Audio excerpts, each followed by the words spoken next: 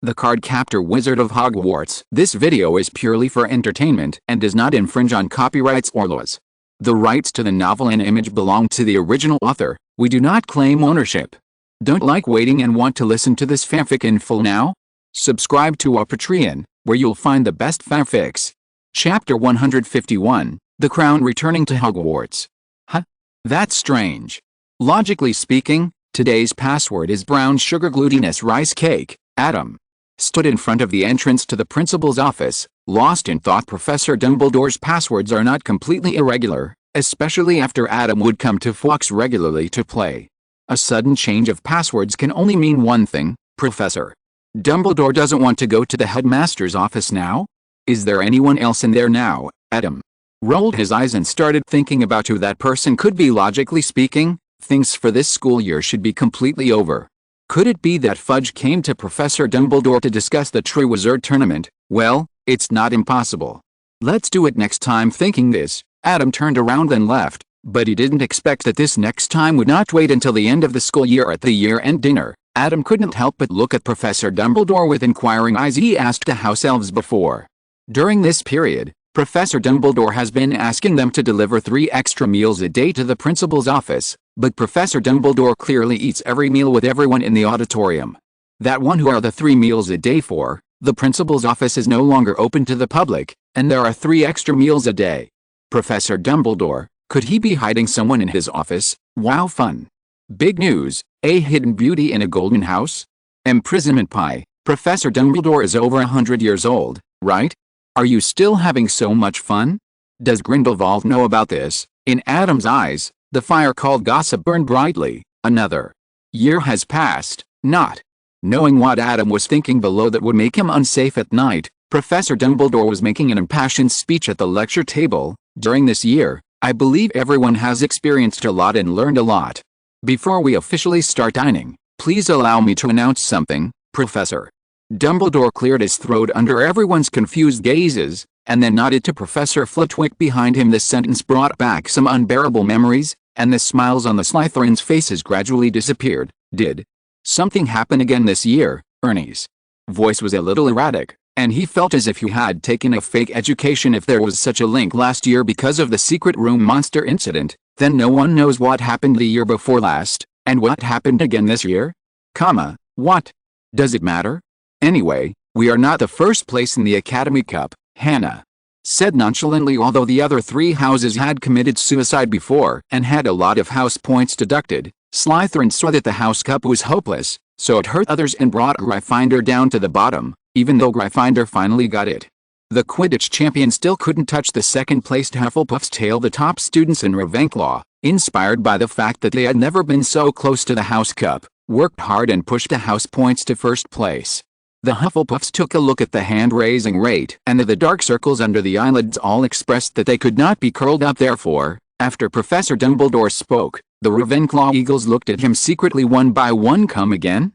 Exclamation mark. Can't Ravenclaw win the House Cup? How many years has it been? Seeing that Professor Dumbledore was going to do what he did last year again, the little eaglets were so angry that they were trembling all over in the hot weather and their hands and feet were cold. Can Hogwarts get better? They Ravenclaws, seeing Professor Flitwick walking up to Professor Dumbledore holding a black velvet cushion, which was still covered with the black cloth, the eaglets stopped complaining in their hearts. Their dean, what is he doing? This year is a very special year for Hogwarts. Professor Dumbledore looked at the Ravenclaw table, especially for Ravenclaws. The little eagles barely maintained their smiles and kept talking. Just don't give out the Academy Cup to other colleges for a while. Everyone knows that thousands of years ago, 4 great wizards came here and established Hogwarts School of Witchcraft and Wizardry, and they were the founders of the 4 houses of Hogwarts. Professor Dumbledore said nonsense at first, and then reached out to the soft cushion in Professor Flitwick's hand, and today, thousands of years later, I am extremely excited to announce to you that the diadem of Ms. Rowena Ravenclaw, the founder of Ravenclaw, has returned to Hogwarts. The black cloth was lifted up, and the legendary crown was revealed in front of everyone. The silver body and the gems on it shone brightly under the candlelight. For a moment, the entire auditorium fell into silence. Everyone's eyes were attracted to the crown. The only voice in the auditorium was Professor Dumbledore. Actually, This crown arrived at Hogwarts more than a month ago, but we were still not sure at that time. After a long period of research and identification by relevant professionals, we finally confirmed that this crown it is indeed a relic of Lady Rowena Ravenclaw. Adam thought for a while. The relevant professionals were probably not Ms. Grey. Maybe Bloody Barrow was also considered at this moment. A burst of screams and cheers that almost brought down the ceiling of the auditorium sounded from the Ravenclaw table at this time. They were probably as excited as the Hufflepuffs when they saw Senior Newt coming to teach them. Maybe even a little more excited that's the Founder's relic returning. After the screams, the other colleges began to applaud and exclaim. It's not that everyone is unhappy about this. Hogwarts was founded by 4 founders.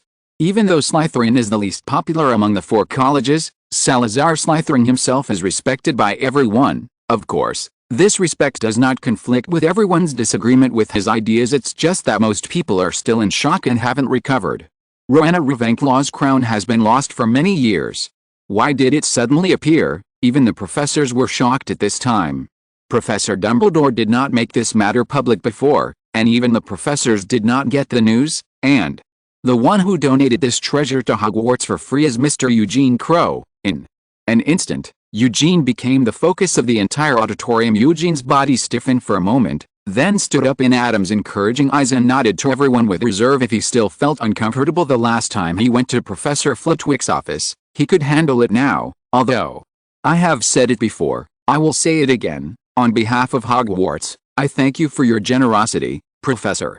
Dumbledore's eyes were a little complicated, and his eyes fell on Eugene, who looked at Professor Dumbledore unwaveringly. Legitimacy did not get any response, just like last time, just like when facing Adam. Such a thought flashed through his mind, and then Professor Dumbledore threw it behind his mind. He had learned some of the story of this crown from Ms. Grey, and even if there were some twists and turns in it, it would not change that this crown should belong to Voldemort or one of his servants. Now that this relic of the Founder can return to Hogwarts intact, even if there are some twists and turns he doesn't know about, and other people are involved, it is harmless after all. What bad intentions would the kind-hearted Hufflepuff have? Thinking of this, Professor Dumbledore's eyes regained complete kindness and joy.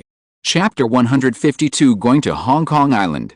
Professor Dumbledore, although most Hufflepuffs are kind, our core trait has never been kindness. Looking at Professor Dumbledore, Adam clapped his hands and thought secretly, if only one word is used as the core trait of each college, Gryffindor is bravery, Slytherin is ambition, Ravenclaw is wisdom, then Hufflepuff is loyalty. Loyalty to friends made Eugene not reveal flaws even when he received the Hogwarts Special Contribution Award, even though what he is doing now is not completely in line with his moral values. In addition to this award, Professor Dumbledore also gave Hufflepuff a full 1,000 points, a score that can reversely crush Ravenclaw. This time alone is equivalent to nearly 4 times the score of Slytherin this year. Slytherin? Question mark. Hufflepuffs were surprised to find that they had won the College Cup for 2 consecutive years after so many years. Even Professor Scamander couldn't help wiping tears as for the Ravenclaws whose house cups were robbed, they said, House Cup? What house cup? Look at this crown, it is beautiful and shining this year. For Slytherin, Gryffindor did not get the house cup. For Gryffindor, Slytherin did not get the house cup. For Ravenclaw, the relics of their house founder returned to Hogwarts, and for Hufflepuff, they won the house cup for 2 consecutive years. It can be said that everyone is happy even when the report card was issued. It only had a slight impact on the atmosphere of Gryffindor and Slytherin, and Ravenclaw and Hufflepuff were still celebrating in a blink of an eye. It was the day to leave school for the holiday. Adam, are you really not coming to Egypt for the holiday this year? Usher felt a little reluctant on the Hogwarts Express. No, I'm going to visit my relatives in China this year. Will you miss the Quidditch World Cup this year? Cologne said with some regret. I was thinking we could meet there again. Well, it's not necessarily that we can't make it. Adam recalled the Daily Prophet he saw a few days ago. The Quidditch World Cup was in late August. Was it the 22nd or the 23rd? According to the information he got from communicating with Ms. Lee during the Christmas holiday, he didn't think they would stay in China for too long this time. They would go in early July and would probably be back before the end of July. Then, I'll save a ticket for you first, Euthers. Eyes lit up. My mother wants to see you too. After that, Uther looked at Cologne, Bernard and the others. Who else is going? I'll save a seat for you all, and we'll sit together then. Will it be inconvenient? Eugene frowned. sitting with Uther and Uther's mother. That should be the seat at the Egyptian Ministry of Magic, right? Is it really okay? It's okay. It's very busy this year. Not many people in the Ministry of Magic will be free to watch the World Cup. No matter if they were free originally, they would definitely not be free after everyone expressed their desire to go and watch it when Madame Tuaya arranged things. Those Ministry of Magic employees who received the invitation said that they were indeed very busy, and received Madame Tuaya's satisfied look. They could rest at home or go out for a few days with pay. This is called a favor, and those who were not sensible really got a job that had no time to rest until the end of August. Such a big Ministry of Magic, how could there be no work for you to do? This is called an accident. Unaware of what was happening in the Egyptian Ministry of Magic, Adam had already arrived at the airport with Ms. Lee with his packed luggage. The plane was delayed as expected. In the waiting room, Ms. Lee rubbed her palms, her eyes were empty, and I didn't know what she was thinking. It's okay, Mom. Adam reached out and inserted his hand between Ms. Lee's hands, holding one of her palms. We just go back and take a look. If we are unhappy, just treat it as a trip to Hong Kong Island, or just come back. It is not surprising that the main power of the Lee family is in Hong Kong Island. After all, the old Reed family came from the UK, and of course they would choose the more convenient, stable and prosperous Hong Kong Island as their destination. In fact, even to this day, the ownership of Hong Kong Island has not been sorted out in the Muggle world, but in the Wizarding world, Hong Kong Island has always belonged to the Chinese Ministry of Magic. Just like the clear distinction between the inner and outer worlds, the division and change of power in the Muggle world often has nothing to do with wizards, and most wizards do not think that they belong to the same country or ethnic group as the Muggles living on the same land. Ms. Lee squeezed out a smile when she heard this on the plane. Adam used a sleeping card to let Ms. Lee sleep all the way, recovering the energy consumed by anxiety before, so that Ms. Lee was a little dazed when she got off the plane. Did she faint from excessive anxiety just now? The man who met the woman at the airport was a man with gold-rimmed glasses and a slicked back hair. He recognized Ms. Lee at a glance. Sister, you're finally back. After so many years, Chun. Yi. Ms. Lee also recognized him at a glance, her face full of nostalgia. Indeed, it's been so many years. The man looked at Ms. Lee, who had no luggage in her hands, and raised his hands for a moment, feeling a little helpless, and then looked at Adam, who was pushing a suitcase. This is my eldest nephew, right? Hello, second uncle. Adam nodded and greeted him, while looking him up and down. She was dressed up, and her happiness was very real. At least Adam couldn't see any flaws. She just didn't have much magic power. Hey, okay. You're so old now. What grade are you in? Third grade. Third grade, Lee. Chunai was stunned for a moment, then he remembered that Britain might be different from here. Third grade, okay, third grade is good, ahem. Ms. Lee couldn't help laughing, but she quickly held it back, looking at his second uncle, whose face was flushed. Adam felt that at least the beginning was not so bad this time. Don't stand here, I'll take you to rest, Lee. Chunai hesitated and said to Ms. Lee, Sister, that? I didn't tell the ancestors about asking you to come back, so stay at the Peninsula Hotel for a few days, okay? Hearing this, the smile on Ms. Lee's face faded a little, but she still nodded. The ancestor mentioned by Lee Chunai is Ms. Lee's great-grandfather and the current head of the Lee family. The reason why he didn't tell him was because he opposed Ms. Lee and Mr. Reed's marriage at the beginning. Well, that's good. We brothers are still looking forward to your return. All of us are back. It's Chunkson back too. Back. You're back. If he doesn't come back, I and Aaron will go to the United States to break his legs and drag him back. Adam's eyelids jumped when he heard it. This sounded a little familiar. Take Ms. Lee and Adam to the parking lot. Lee Chunai helped them open the back door, and stopped Adam before he got in the car. Nephew, sit in the passenger seat, right? I have something to tell you, and it's easier to say it in the passenger seat. Chapter 153 Lee Family Old House. Adam glanced at Ms. Lee, who nodded to him before Adam sat in the passenger seat. Lee Chunai found his little adult look a little funny, but thinking about what he was going to say next, he couldn't laugh anymore. He sat in the driver's seat and slowly started the car, then said, I'll take you to the Peninsula Hotel later. Can my nephew sleep by himself at night? If so, come with me to the Lee family's old house. At the end, Lee Chunai's words were already low and vague. He really couldn't bear to say such things. That's right, After knowing that Adam was a wizard with a talent for cultivation, the Lee family called him back, which was considered to have accepted this descendant, but they didn't call Ms. Lee. Okay, Adam nodded. Otherwise, actually, a question mark appeared on Lee Chunai's head, and he turned to look at Adam. You don't look at me, look ahead. Adam's eyelids jumped fiercely. Oh, Lee. Chunai quickly looked ahead and straightened the car that had deviated slightly, but he couldn't help wondering in his heart. You don't blame the ancestors, even if he was a little bit resentful in his heart, but the decision was made by the ancestors, let alone the brothers. Even if his parents disagreed, there was nothing they could do but this eldest nephew. Strange, but understandable. Adam was also helpless when he said this. It's rogue to judge a person's behavior without considering the background of the times, and what era did the ancestor of the Lee family live in? No, to be precise, the dynasty was still used when he was born, as a person who was still under the rule of the emperor in his youth, saw the mountains and rivers of his homeland broken in his middle age, and the land under his feet was torn apart by both sides in his later years. He was hostile to the British and even hated them, and didn't want his descendants to marry the British.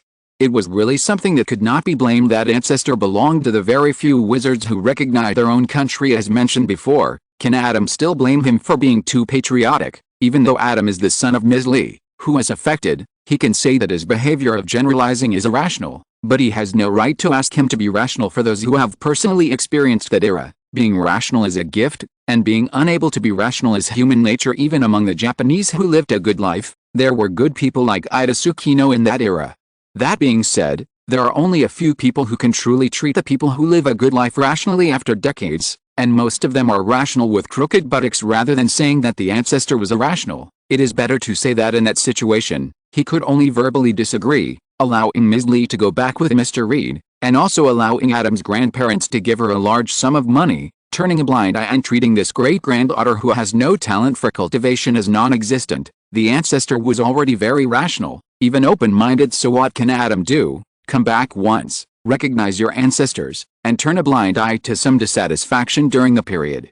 Just as if it is to let Ms. Lee untie a knot in her heart. Go back after the process. If you can't afford to offend me, you can afford to hide. This is the true portrayal of Adam's heart when he came. However, after arriving at the old house of the Lee family, Adam found that his previous estimation of the Lee family was partially biased. Of course, it was not in terms of character and attitude, but family background. There was no expected mansion in the mountains, or a courtyard with pavilions and towers. After passing through the alley, an old building came into view. The door and the plaque of the Lee's house in the front showed the ownership of this place. Looking at the real old house in front of him, Adam fell into silence. It is said that such a large area is not cheap, but according to Adam's understanding, at least 5 generations of the Lee family have lived here, and looking at the bumpy white powder wall, some roofs are even using iron sheets and plastic plates instead of tiles. Because of Ms. Lee, he always thought that the Lee family was a wealthy family, but Weasley turned out to be me. Well, the old house was handed down from our ancestors, and they were frugal, so they never did any major renovations. Lee Chunai made a dry defense, and then took the lead in crossing the threshold. It will be much better inside. Come with me, everyone wants to see you. Adam followed him in. Although it is called an old house, it is not a big yard, but more like a small urban area. Occasionally, a few children can be seen running through the alleys in a trance. Adam even felt like he was watching a Hong Kong movie from the 1980s and 1990s. Oh, this is the era in those Hong Kong movies, so it's okay. Pa, accompanied by wailing, a child suddenly jumped out of the alley next to him and ran into another alley. Before Adam could see clearly, a black shadow flew over. That was the black shadow that flashed in Adam's mind. Gradually became clear. A feather duster. You little brat. I think you're itching for trouble. Don't run. Accompanied by the sound of slippers hitting the ground, a woman in a floral dress walked out of the alley angrily. When she saw Lee Chunai and Adam, she stopped, and the anger on her face turned into a smile in a second. Hey, Chunai is back. This is Sister Fang. This is my eldest sister's son. The ancestors called him back to join the family tree. Chunai's son. The woman was startled and looked at Adam for a long time. Back then, I skipped school and climbed trees with her. In the blink of an eye, her son has grown so big. Huh. Mom, you're still talking about me. You obviously don't like school either, eh? Head popped out of the alley opposite. It was the child just now. Are you comparing yourself to me? The woman put her hands on her hips and raised her eyes. Chunying and I still passed the top 10 exams in our grade when we skipped school. What about you? My blood pressure is lower than my blood pressure after taking the 3 subjects together. Come here. The child trembled.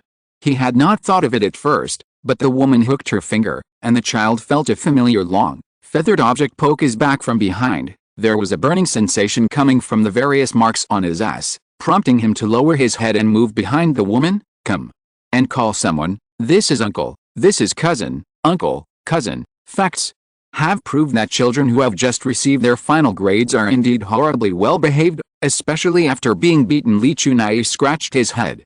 He didn't prepare a red envelope. Hello, cousin. Adam smiled and handed out a candy. Almond slices were sprinkled on the milky white nougat, exuding an alluring sweet aroma. The child's eyes suddenly lit up, but then he looked at the woman and did not dare to step forward. Just keep what your cousin gave you. The woman sighed, and then said helplessly, but don't cry when your tooth hurts. Don't worry, Aunt Fang. This candy is made of special materials. It won't damage your teeth if you eat it. Adam put the candy into the hands of the child, who had a hesitant face. The child immediately stuffed the candy into his mouth, and the sweetness spreading between his lips and teeth made him squint his eyes. I just know how to eat. The woman couldn't help but stretched out her hand and tapped his forehead, then looked at Adam, with a mixture of emotion and nostalgia in her expression. What a good boy. Is your mother back too? Adam looked at Li Chunai. Didn't come back, Li Chunai said with a smile. The woman raised her eyebrows, looked at Li Chunai's face, and subconsciously wanted to turn her head, but immediately stopped, and then naturally raised her hand to tuck her hair. Not coming back, okay. Chapter 154. The Li family. Sister Fang was your mother's best friend back then. Li Chunai took Adam and continued walking. You can trust her. Actually, strictly speaking, it's not something that needs to be hidden, as long as you don't tell your ancestors and grandpa. Ms. Li's grandfather initially had no objections to her marriage to Mr. Reed, but after his ancestors expressed opposition, he sided with them. Walking all the way to the ancestral hall in the Li family's old house, Adam discovered that Li Chunai was not familiar with everyone in the Li family. We rarely stay here. Li Chunai paused before continuing. Because of our ancestors, the Li family is actually not very popular in the wizarding world of Hong Kong Island, too.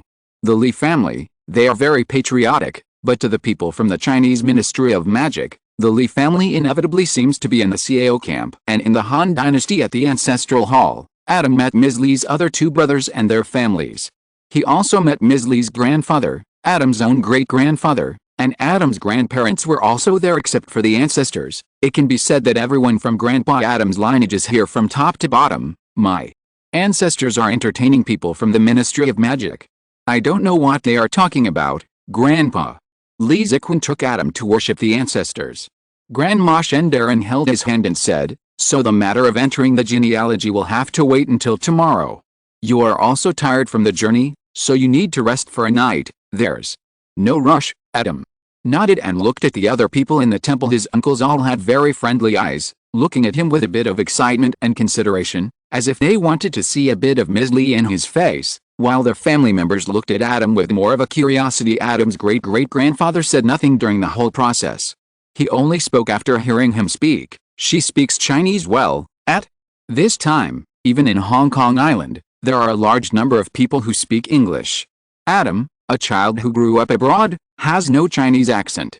It seems that Ms. Li has never forgotten her roots. Since elementary school, Adam didn't know how to treat this great-grandfather whose hairstyle and beard looked inexplicably like Mr. Lu Sun's, so he had to keep a certain distance. Nodding to Adam, the great-grandfather asked Adam's grandfather a few questions, probably about where Adam would live and where to eat.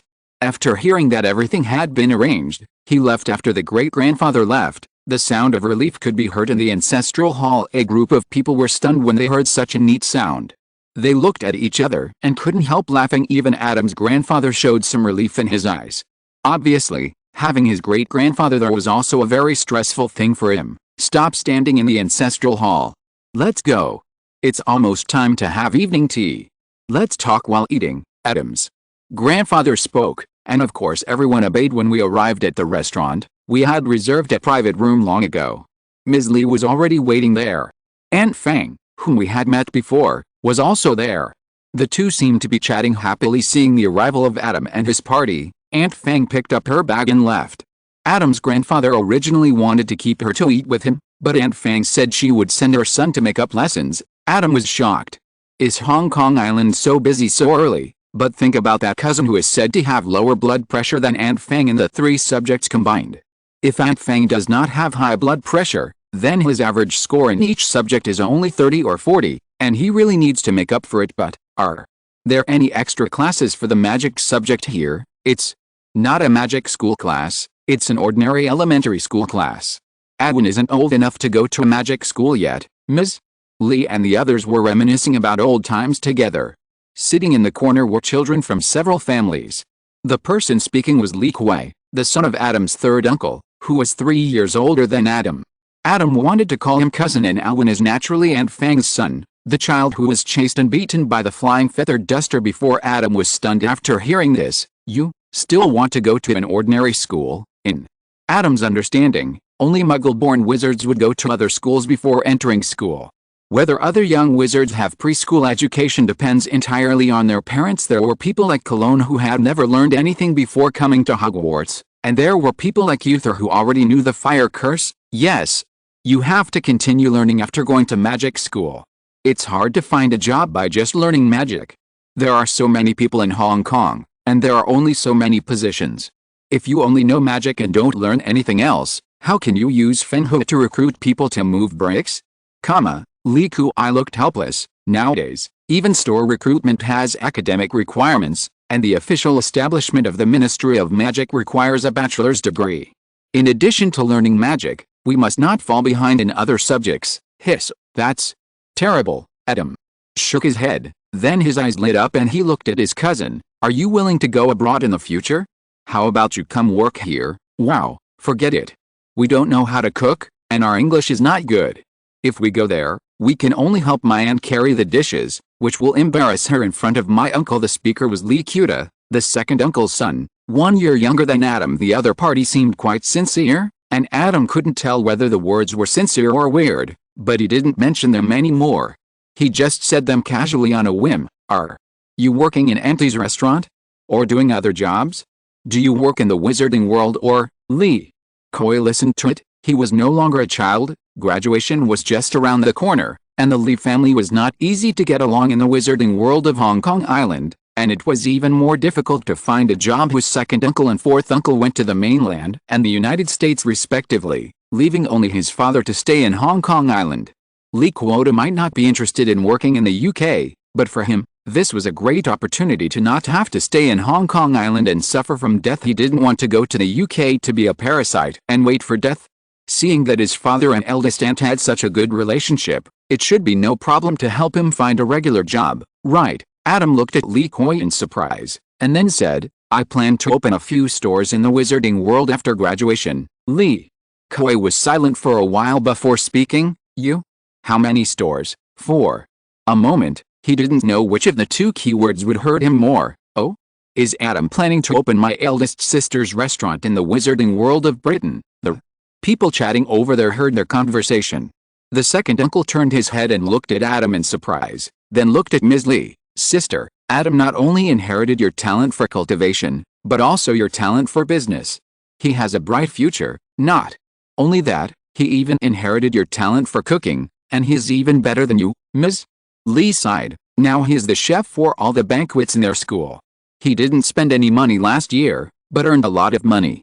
He also attracted a lot of wizard customers to my and Jerry's store. Lee Kuei's eyes widened, and he turned back to look at Adam. The words he just said, actually, they were more of a blessing. After all, Adam is only a few years old now. How can we tell whether he has a talent for business? It's right to praise him first. Lee Kuei and Lee Kuei, did they suddenly hear hallucinations just now? What do you mean that the cousin is the chef for the school banquet? Chapter 155, Reciprocity. Lee Kuei and Lee Kuei are obviously not the only ones who doubt their ears.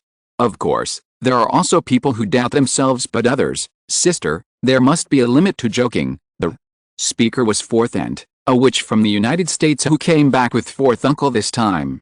Her face was full of disbelief. You think we know nothing about Hogsmeade? Hogsmeade is the village next to the school. Adam looked at the back of his fourth aunt and said silently, the wizarding school in England is called Hogwarts. The fourth aunt was silent for a moment, then waved her hand nonchalantly. It doesn't matter what you call it. You probably don't know that the people in Western Magic School who really have the right to speak are the school board of directors. It's impossible for those people to leave a banquet to a student, school board. There was a moment of subtlety in Adam's heart. Over the years, the school board had almost become an easy target. When he first heard about this organization, he felt a phantom pain in his conscience, but this did not interrupt Adam's train of thought. Fourth aunt probably doesn't know that the current headmaster of Hogwarts is Professor Albus Dumbledore. Looking at his fourth aunt who turned her head, Adam smiled slightly. That's Professor Dumbledore who defeated Grindelwald. Let me put it this way, will fourth aunt be more familiar with this name? By the way, which state does fourth aunt's family live in? Maybe Grindelwald is next door.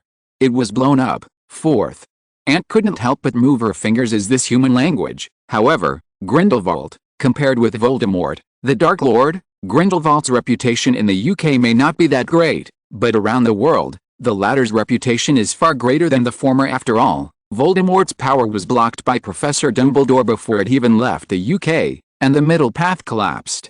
However, Grindelwald's wizarding party directly declared war on the wizarding world around the world, and the United States was one of the important battlefields, and Dumbledore, as the wizard who finally defeated Grindelwald, of course she knew it, so fourth aunt should be able to understand that the school board does not have much say in front of Professor Dumbledore on matters related to Hogwarts. The fourth aunt's face looked ugly. First of all, Adam's words show that what Ms. Lee just said is most likely true. Her judgment has nothing to do with Dumbledore, but Adam's reply to her words so quickly and fluently, so the character description shows that the other person's life at Hogwarts is good. At least it is completely different from the life she imagined no mages would have in a magic school. Secondly, having a junior point out mistakes and refute face is not something that the fourth aunt can accept easily. Seeing that the scene fell into awkward silence, the grandfather said, Dumbledore, I remember Minister Wang once mentioned that he was a great wizard. Minister Wang is obviously the minister of the Chinese Ministry of Magic, so it is normal for him to have contact with Professor Dumbledore. Grandpa spoke, and the fourth aunt suddenly stopped talking. Adam also accepted it as soon as possible. He could also understand the fourth aunt's mentality. MACUSA was a very young magical institution, and even the United States was very young. This resulted in a relatively closer relationship between American wizards and the Muggle world. This does not mean that wizards in the United States do not discriminate against Muggles. For wizards, Muggle is a neutral term, and no mage is a derogatory term, but that their ideas of the times will be highly consistent with those of ordinary people. Unlike other people, the wizarding world in the region feels like it is decades or even centuries behind the Muggle world at a time when the Soviet Union has collapsed and the United States dominates the world. American wizards, like ordinary people in the United States, also have a sense of superiority over wizards from other countries. What Ms. Lee just said offended this sense of superiority, so it was normal for her to feel unhappy and retort verbally, but Adam would not tolerate her. Ancestors are ancestors after all, and there is nothing Adam can do to make Ms. Lee sad. Ms. Lee will be even more sad if she fights back, but fourth aunt, anyway, it's better to get used to it now. After all, in the next few decades or even longer, will there be fewer people who are offended by America's sense of superiority? The incident passed, and at least on the surface, everyone didn't take it to heart. It's just that the fourth uncle and his wife were inevitably a little out of place in the happy atmosphere of the family. Adam glanced at his fourth uncle, looking like he was having a hard time being caught between his wife and sister, trying hard not to make the atmosphere more awkward. In this era, a Chinese wizard went to the United States and married an American wizard. It is normal for China to become the weak side in any case. The family's reunion after more than 10 years was quite harmonious, and the meal lasted until very late. What surprised Adam was that several uncles and grandparents also prepared red envelopes for him. You always have to have a red envelope when you go home for the first time. It's not too much. It's just for luck, so keep it. Then, I'm not welcome. Adam took several thick red envelopes and put them into his satchel, with a hint of curiosity in his eyes. Although it is impossible to open the red envelope now, you can still find pen and paper inside. What currency could it be? When Ms. Lee saw this, she touched the bag. She couldn't accept the red envelope casually, even if her parents were elders, but she had to return the money given by her brothers. It didn't matter how much, but the meaning was important. But she hadn't been back for so long, and she was nervous before, so she forgot about it. There's money in the bag now, but it would be ugly if I don't take the red envelope and give it away. Fortunately, Adam was prepared, or could be prepared on the spot. Cousin, this is for you. Adam took out 2 small bottles from his bag and handed them to Li Kuai and Li Kuda, 1 bottle of blessing elixir for each person. Don't be dissatisfied if you don't prepare a red envelope. What is the elixir of happiness? Li Kuda took the bottle and turned it around in his hand. There were no instructions printed on the bottle. Lucky potion. Li Kuai's eyes lit up. It was obvious that he had heard the name of fueling elixir. Then Li Huai explained to Li Huda the preciousness and effect of the fueling elixir. Li Huda couldn't help but look at the small bottle in his hand. Drinking this medicine can really make people lucky. Actually, it's not accurate. The real effect of fueling Ling elixir is to keep all human states at their best, whether it's neurological reactions, emotional control, spell-casting abilities, etc. In this case, of course, everything will go more smoothly. It seems like luck has improved. The light in the eyes of the 2 people holding the blessing elixir never went out but brightened with this explanation. This lucky potion actually sounds more reliable than the simple lucky potion. I've also heard of the reputation of the magical potion, but today is the first time I've seen it. It turns out this is the true effect of this potion. The third uncle looked at the elixir in his son's hand in surprise, and couldn't help but be a little greedy. I heard that the brewing of this potion is extremely complicated and takes half a year to complete. I am afraid that there are not more than 2 digits of potion masters in the world who are capable of brewing it. You must know that brewing the fueling elixir is not only cumbersome, but also difficult, time-consuming, and the materials are extremely expensive. If you make a mistake, it will take time, effort, and money. Therefore, even potion masters who are capable of brewing the elixir rarely cook it. More often, others come to entrust the potion with the materials and deposits. The balance is paid if successful, but the deposit is non-refundable if failed. Given this condition, not everyone has the means to find someone to entrust them to cook it. That is to say, for Professor Snape, potions and consumables can be reimbursed by the school board, and he usually has enough free time, so he will have more elixirs in his hands. School board, at %U0026. If you're listening to this novel on a channel other than Fanfic World, it means they downloaded and uploaded it without effort. We cordially invite you to visit our channel, Mundo Fanfic Novelis. There you'll find the original version of this story, and you can explore many other novels of various genres. We're waiting for you to immerse yourself in a world of incredible novels. Chapter 156. I still have a lot. Looking at a bottle of blessed elixir in his son's hand, the third uncle was greedy from the bottom of his heart. Hong Kong Island has more contact with the Western magical world, but due to factors such as land resources, it is far weaker than other countries and regions in many aspects. Apart from anything else, there are very few raw materials for brewing potions on Hong Kong Island, and almost all of them are imported. This is evident in the development of potion science on Hong Kong Island. Under such circumstances, even the formula for the elixir of fortune cannot be found on Hong Kong Island. It is simply wishful thinking to think of a potion master who can brew the elixir of fortune, and due to the distance, basically no one in the wizarding world of Hong Kong has access to those potion masters who have the ability to brew elixirs, let alone have a good relationship with them. It is no exaggeration to say that in Hong Kong Island, if this bottle of blessing elixir were sold, the Li family's old house would be demolished and rebuilt, let alone renovated. It's a pity that this was given to his son by his nephew. If he sold it for money, I don't know when the old house will be demolished, but the ancestors will definitely demolish it first if they find out. The third uncle's side was actually fine. Although he couldn't sell it, he got a bottle anyway, and the fourth aunt's eyes were really green. Although Adam gave a bottle of elixir to his cousin, they didn't have any children, so it seemed that there was no problem at all. But if it had nothing to do with her behavior just now, I wouldn't believe it. However, even if she could turn back time, she couldn't go back to a few hours ago and shut herself up. After enduring it again and again, she still couldn't help but say, the elixir is so precious. Did Adam buy it with the money he earned in school? How can he make so much money by organizing banquets for Hogwarts? Even if he makes money, he should save some money. The relationship is already bad anyway, so it doesn't matter if it gets even worse. Fortunately, there are not many potions masters in the UK who can brew elixirs, But it happens that the youngest among them is our potions professor. I have better grades. This is a gift from Professor Snape. Adam had the smile of a well-behaved badger. He didn't lie. His grades were indeed good, and the elixir was indeed given by Professor Snape. He didn't say there was a causal relationship between the two. The smile on the fourth aunt's face was distorted for a moment, and jealousy made her look completely different. Okay, since it's a gift from the teacher, keep it well. It would be too much to give such a precious thing to a child. Grandpa stopped the further development of the farce.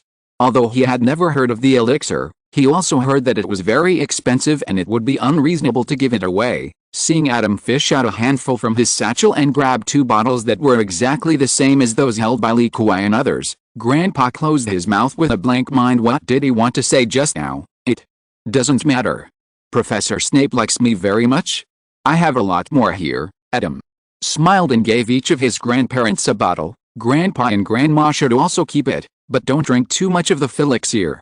If you drink too much at one time or take it too many times in a row, it will make people feel dizzy or become reckless and arrogant. In this way, the old ones are there, the younger ones are there, but the middle ones are not. Only the fourth aunt in the middle felt that she was being targeted, and she had evidence, but her pride did not allow her to lower her face and rebuild a good relationship with Adam. The elixir was indeed precious, but it did not mean that she could not live without it. On the way back to the Lee family's old house, Adam still took his second uncle's car. My eldest nephew, you are so good. You are so handsome to your mother. You are just as handsome as your mother before. When pulling up the seat belt, the second uncle couldn't help but turn around and give Adam a thumbs up. Adam was stunned. Haha, you don't know, right? My eldest sister used to be so powerful. The Lee family is not popular. Your third uncle and I are in the same class. We were always bullied in school when we were young. We were also stupid at that time. Let others bully you. The second uncle recalled the glorious past with a look on his face. After your mother heard about it, she picked up a stick and came downstairs to help us. She beat those people up. Those people had talismans but didn't dare to use them on the eldest sister, who had no talent for cultivation. She was beaten all over her head. It turns out that Ms. Lee was able to get along well with her classmates when she was a child. If you are bullied in school, don't do what we did back then, and beat you back when you should. The second aunt of the co-pilot raised her hand and pushed the second uncle on the shoulder, glaring and saying, "Don't talk nonsense. Teach bad children." I know. Oh, it's a pity that I have a long face, but it's a bit expensive. After starting the car and putting his other hand on the steering wheel, the second uncle sighed. Actually, it's not easy for your fourth uncle. The United States is a place that is xenophobic. If I told him earlier that he wanted to go to the mainland with me, he just wants to save face. I know. Adam nodded and took out another bottle of blessing elixir from his bag. Second uncle, I'm afraid I won't come to Hong Kong Island often in the future. If fourth uncle gives birth to little cousin in the future, please help me send this to him, okay? The second uncle turned his head and was stunned. Do you still have it? You potions professors have nothing to do to brew up so many elixirs. Professor, it's not normal to have more time than usual. The second aunt accepted this well, but then turned to look at Lee Cuta, Adam's cousin, who was sitting next to Adam. Look at your cousin. To be given such a precious reward by the professor, he must be very good at studying, and he will make money in school. Look at your report card. If he passes every subject, I will be a Matamba. Lee Cuta, who suffered an unexpected disaster? Isn't it? Can this be related to the topic of grades? Lee Cuta glanced at Adam with some resentment, but thinking that this cousin had just given him such a precious gift, he retracted his gaze and sighed faintly. Life is not easy. Cousin sighs. Jeff, ask your cousin yourself, how many points did he get in each subject? Lee Cuta looked at Adam again. Although the target was not himself, the familiarity that penetrated into his bones still made Adam feel numb. Ahem. That, second aunt, our place is different.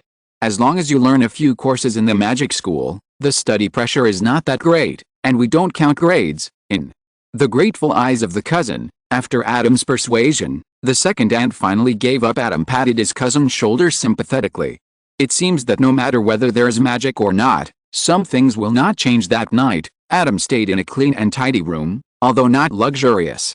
Lying on the bed, Adam couldn't help but recall today's experience. Other things were fine, But his cousin's words made him a little concerned. Using Fengho summoning to move bricks. Fengho summoning, if Adam remembered correctly, was Li Xiaolang's move. The Hong Kong Li family. Is it the same Li family? As soon as this year came out, Adam shook his head. Definitely not. The Li family has a well-ordered inheritance. How could there be a name like Li Xiaolang Jr.? But the Book of Seals is something that the Li family has passed down from generation to generation. Parallel time and space?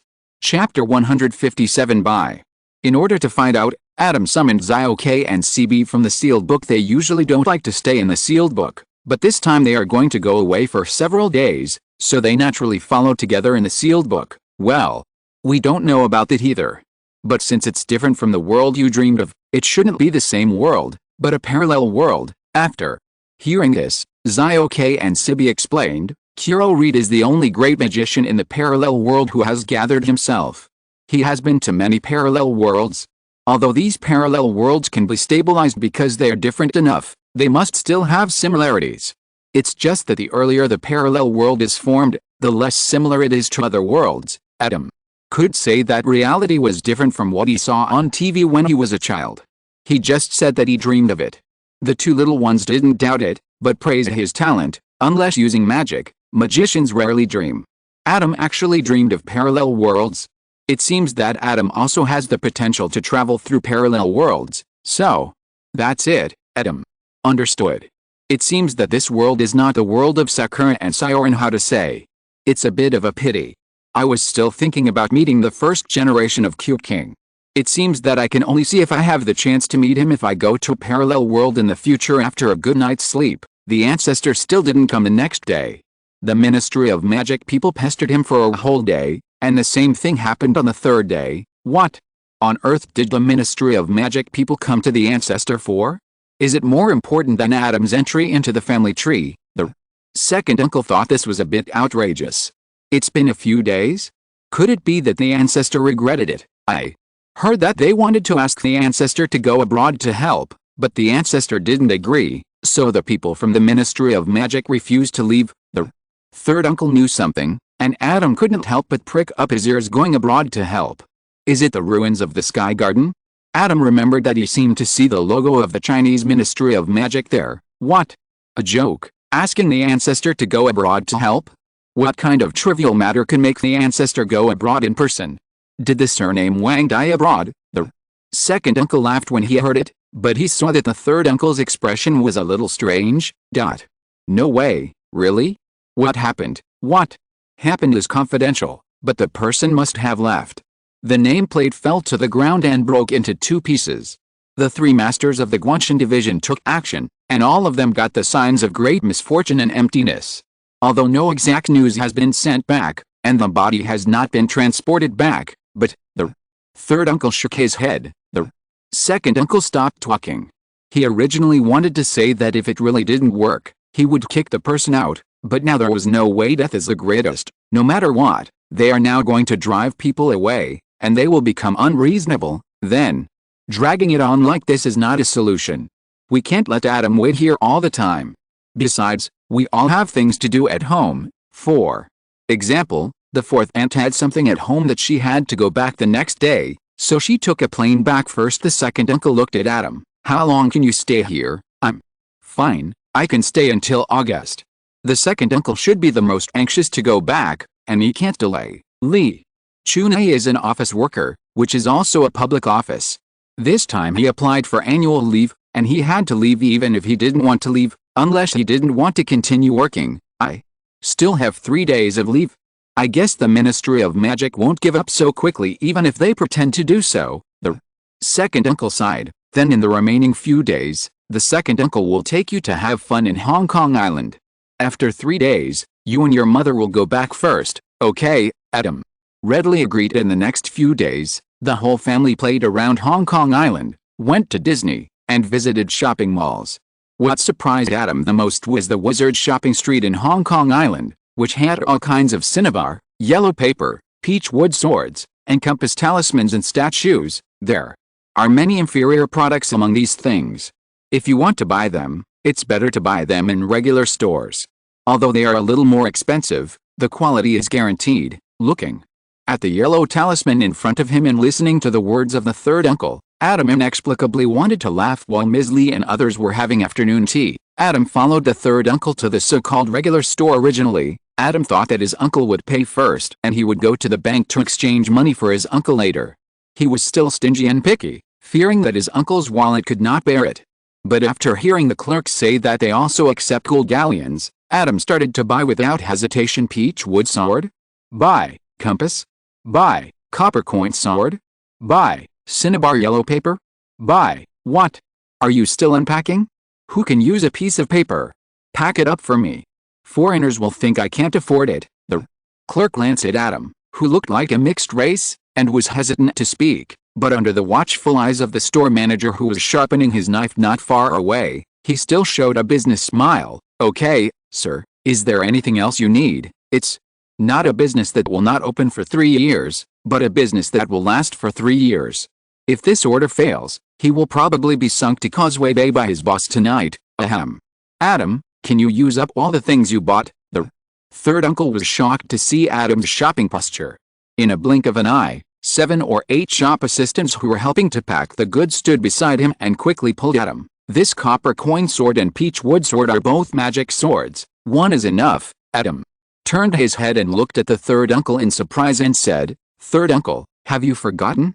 I use a magic wand. How can I use this?" The third uncle was choked by Adam's words and couldn't help but ask, "Then you still buy it? Whether it is useful or not is one thing, but whether it is handsome or not is another matter. How can a wand be as handsome as this?" Adam picked up a canopy ruler with one hand and weighed it. They were made of mahogany and iron. One was lighter and the other was heavier. The heavier one was easier to use, but the lighter one looked better. Wrap them all up. The third uncle looked at Adam, who was swinging the ruler like a brick in the air a few times that day, and couldn't help but have black lines on his head after shopping around. Adam finally bought almost everything and looked at the store manager again. "Boss, do you have any treasures at the bottom of the box? Take them out and take a look." The store manager was overjoyed when he heard this and immediately moved out the treasure of the store. However, Adam was a little disappointed. The treasure of this store is a whole piece of lightning-struck jujube wood. This thing may be very practical, but its appearance is a bit poor. After all, it has not been processed much, and it is just a bare piece. Dear guest, this jujube tree is more than 700 years old. It was stung by thunder and survived. It is the best treasure among lightning-struck trees. Seeing the disappointment on Adam's face, the store manager became a little anxious. If this order could really be completed, what would the profit from those orders just now be? He was young and ignorant at the time, and he only thought that this was a good thing. It could be made into a magical instrument and used as a family heirloom. After taking the photo, he would not worry about selling it. However, he did not expect that this was indeed a good thing, but it was so good that he would not buy it. Easy to sell. If it were divided, the price would be greatly reduced, and he would lose all his money. Why not sell the whole piece separately? Which family heirloom that can afford it would have to come to him to buy it. An investment turned the original 3-story building into the current small shabby store. He guarded the lightning-struck log and watched as the Lois was buried up to his neck. Although it is not impossible for his family to pass on the inheritance, he himself cannot see this income being realized, which makes him feel uncomfortable no matter what he thinks. Chapter 158: A Legendary Ambush. Adam didn't like the lightning-struck jujube wood, which was said to be a rare treasure, worthy of being passed down from generation to generation, and worth a fortune. However, lightning-struck wood is different from red sandalwood and golden amnu. Adam can use tree tags to determine how many years old the tree is. Lightning-struck wood needs to be struck by natural lightning, and it cannot be killed by lightning. Lightning-struck wood should not be counted. With an age of more than 700 years, the lightning-struck jujube wood created by the thunder of Jings is also a masterpiece of nature. After using the scale to confirm that the store manager was not lying, Adam finally bought the lightning-struck jujube wood for its collection value. Okay. Dear customer, please leave your address and we will deliver it to your door. Finally, the lightning-struck wood was sold, and the knot of most of his life was untied. The store manager waved his hand and regarded Adam's purchase as a bonus, and asked to deliver it to his door. But in fact, it was also a matter of course. Just send it to the old house of the Lee family. Lee family? Lee family? Which Lee family? The store manager was stunned and confirmed it again. Adam nodded when he heard that the address was correct. After leaving the store, the third uncle finally recovered from the shock that Adam could afford the lightning-struck jujube wood, and couldn't help sighing. Adam, even if you really have so much money, you shouldn't buy that lightning-struck jujube wood. Oh. Third uncle, do you think I lost money? Adam paused. Didn't he say it just now? That's not the case. The third uncle thought about it and thought it was not a loss. Although there was indeed a premium, it was probably difficult to find a second lightning-struck wood as good as this in the world. This kind of unique thing can only be said to be worth a lot of money. It all depends on demand, but the problem lies in this demand. Adam has no demand for lightning-struck wood. It's okay, I am happy even if it is worth a lot of money. I didn't lose money. Adam breathed a sigh of relief and continued to move forward. This is not 1,000 gold, it's 10,000 gold. The third uncle sighed and decided to persuade the eldest sister later, or just go and return it. Although it is not fair, it should be possible to return it through the Ministry of Magic on the grounds that Adam is a foreigner and does not understand the rules. But the reputation of the Lee family will be even worse. Ms. Lee listened to the report from the third brother, thought for a moment and waved her hand. Let him go. The teacup in the third uncle's hand almost fell to the ground. Aaron, did my son lose money on this deal? Lee Chunrin thought for a moment. Although there is a little premium, if he is willing to sell this lightning-struck wood in the future, it is not a loss. That's it. How can there be a guaranteed profit in business? What's more, it hasn't lost money yet. It's just a little premium. Which of the restaurants I bought at the beginning was not bought at a premium? Ms. Lee shook her head. And Adam has been managing his own pocket money since he was a child. Now he is running his own business and is responsible for his own profits and losses. Apart from the tuition fees originally prepared for him, I have never supported him with a single pound. He spent all his money. How can I intervene? The third uncle was stunned. That being said, it makes sense in his eyes. Adam is a child who is ignorant and spends money on super expensive things. His parents must stop him, but in the eyes of the eldest sister, this is a normal business behavior. Even if it is not, Adam spends his own money. She has no reason to stop it. After thinking it through, the third uncle sighed and said with a wry smile, no wonder you can do business. Your thoughts are different from those of us who work. After that, Adam found the third uncle again and asked him to take him shopping, mainly to find those who can be trusted and buy those rare treasures. It's a pity that although there are wizards and practitioners here, it is not the kind of cultivation novels, and there is no legendary rare treasure auction. Otherwise Adam would not need to run around. But although he didn't see the auction, Adam also saw the legendary halfway kill. The Thunder Emperor is summoned. Boom. A lightning struck in front of Adam, and the lightning blocked by the shield scattered, illuminating Adam's somewhat surprised face. Who is it? The third uncle was startled, and when he raised his hand, there was already a shining magic sword in his hand. While on guard, he hurriedly checked Adam's situation, and was relieved to see that Adam was safe. It's good that you're fine. It's good that you're fine. Third uncle, your sword. Adam looked at the magic sword in his third uncle's hand. Oh, I put it away before. There is a special magic spell. No, I want to say, your sword is not as beautiful as the one I bought just now. The third uncle's face darkened when he heard this. That's right, isn't it? When he bought the magic sword, he was not as arrogant as Adam. Even if the Lee family is not so poor, there are several children. A set of magic tools has more than a dozen pieces, and they have to buy consumables such as cinnabar and yellow paper. They have to buy cheaper ones. Shut up, that person may not have left yet. He can't leave. The ingot card plus the wheel card separates a piece of space and seals it. Adam calls it sealing the sky and locking the earth. Apparition and door keys are all invalid. Fox has not tried it, but the house elf will definitely not escape. Facing such a blockade, how can the sneak attacker escape? Summoning the mithril sword, Adam couldn't help thinking that he could change to a more handsome magic sword later. Your thunder technique is not strong enough. Look at mine, the brilliant thunder from the sky. I will guide it with my sword. Boom. A blue thunder struck down from the void and headed straight for the invisible attacker. How did you find out before the man could finish speaking? He was engulfed by lightning. When the lightning dissipated, only a little black powder was left behind. The sky thunder summoned by the Lepi is different from the thunder method. It starts with hundreds of millions of volts. Even if the opponent is covered with iron, He will probably be hit even more severely when the third uncle reacted. Part of the other party had already been taken away by a gust of wind. After. The language module was confused for a while. Uncle Sam finally found his train of thought. Do you know how to use lighting? Oh, no, that's magic. I did the formulas and postures myself. Are you handsome? Handsome? The third uncle had to admit that he was indeed extremely handsome. That's awesome, but you haven't graduated yet. Can you cast spells outside of school? It's okay. Zhuangzi can only tell which person has a spell cast reaction nearby, but can't tell who cast the spell.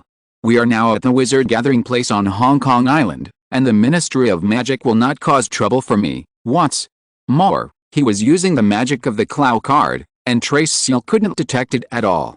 In contrast, Lei was more likely to be detected when the opponent made a sneak attack. Giving a sigh of relief, the third uncle couldn't help but look at the man. How did you know he was there just now? Magic. 2. Using the wave card as an ultrasonic wave to locate it is still very effective within the range of sight. If you can't see something but there's something, it's over. It's a pity that you were killed instantly without a complete body, otherwise you would have been able to ask who it was. No need to ask, no need to look. Anyway, I will leave in a few days. Third uncle, if you know the identity of the other party, it will inevitably show traces when you meet the acquaintances of the other party in the future. What if you can't offend me? Just pretend it never happened. That makes sense. Let's go back then. Don't worry. The third uncle took out a talisman from his pocket, waved his hand, and the talisman ignited in the air without fire. This way you won't be guessed later. Let's go. Third uncle is steady, Adam. Followed with an admiration. Chapter 159, So-Called Divination. Third uncle, what kind of talisman was that just now? On the way back, Adam asked curiously. He also wanted to get some of these wonderful tools that were necessary for killing and stealing and keep them on hand. That's a talisman to hide the sky. Didn't you buy it just now? Adam recalled it, but he didn't remember that there were so many talismans in the store just now. Who could remember them? He thought he would look at them when he got back, so he bought a dozen of them first. Although he can multiply indefinitely by buying one of the 2 cards, it would conflict with his behavior of buying up goods, and it would seem awkward. Anyway, if he doesn't lack money, he will buy more. Having said that, is this kind of talisman that is very suitable for doing bad things just sold in a store? Haha, what you said is, which kind of talisman is not suitable to be used to do bad things? The third uncle smiled and shook his head. Actually, talismans like the sky-hiding talisman were originally created for sale, so that everyone who intends to do bad things would buy them. Why? Adam thought for a while and frowned. Will people who buy this talisman be focused on? Because only people who want to do bad things will buy it. He is not afraid of this. He will be gone in a few days, and the Chinese Ministry of Magic will not be able to reach Britain yet. No, it's just that without such a talisman, the impact is really bad. With the development of divination methods, people have become increasingly wary of divination methods and those who can do it. The third uncle sighed. Anytime you take action, you must kill everyone. Once you show your talent for divination, you will be surrounded and killed by countless forces. Everyone in the Ministry of Magic is in danger. These are the wizards of Hong Kong Island before the appearance of the sky-hidden talisman, or the Chinese wizards. The normal state of the world, and the hiding talisman was born for this reason. To put it simply, the divination method in China has developed too well, and it pushes the bad guys too hard. A dog will jump over the wall when it is anxious, and a rabbit will bite when it is anxious, not to mention that it has already been done. Bad people who do bad things. In this case, the emergence of the talisman restored the investigation methods to their original level, and instead promoted peace in the wizarding world. Why is China's fortune-telling so accurate? Adam frowned and thought about the wizards in England who could do divination. According to his knowledge, there were no more than a dozen wizards in the UK, and 3 of them were in Hogwarts. Among these people, only Professor Trelawney can be so accurate, and Professor Trelawney has not yet been able to control her divination ability. This is the characteristic of our China. Unlike your Western magic, which relies solely on talent, the Chinese method of divination is called magic.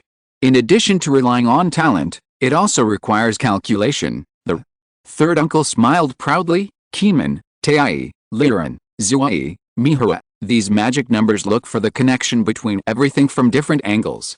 They are just a general direction. If you want to say that they are accurate, the amount of calculations involved is really huge. If you want to take the entrance test for recruiting apprentices in Guangxianxi, you must score at least 90 points to have any hope. Hi. Math. Is it possible that only with a score of 90 or above can you hope to become an apprentice? Adam was silent. For things like mathematics, the further you go, the more hard work becomes worthless in front of talent. Although he didn't study too seriously in his previous life, his final score was only over 70 points. He didn't think he could get above 90 points if he worked harder. No wonder their calculations were inaccurate. Even the professors at Hogwarts had a hard time saying how many people could understand 3-digit multiplication and division. This kind of thing was really too difficult for them. Forget it. I'll just keep using the heaven-concealing talisman. Adam sighed. Maybe he will study it later when he's really bored, but for now, forget it. Yeah, I think so too. Besides, we don't have the talent. The third uncle also believed that. Why should he have trouble with himself and a good life? Back at Lee's house, the things Adam bought have been delivered. It seems that the store manager is really afraid that Adam will regret it. Adam could see a bright red patch in front of him from afar. It turned out that the store manager packed various goods into boxes and tied them with a bright red satin. The thunderbolt was wrapped in red silk from beginning to end, with a flower-like knot on it. From a distance, it looked like someone was getting married and betrothed at this time. There were already many people around, but no one came forward to move.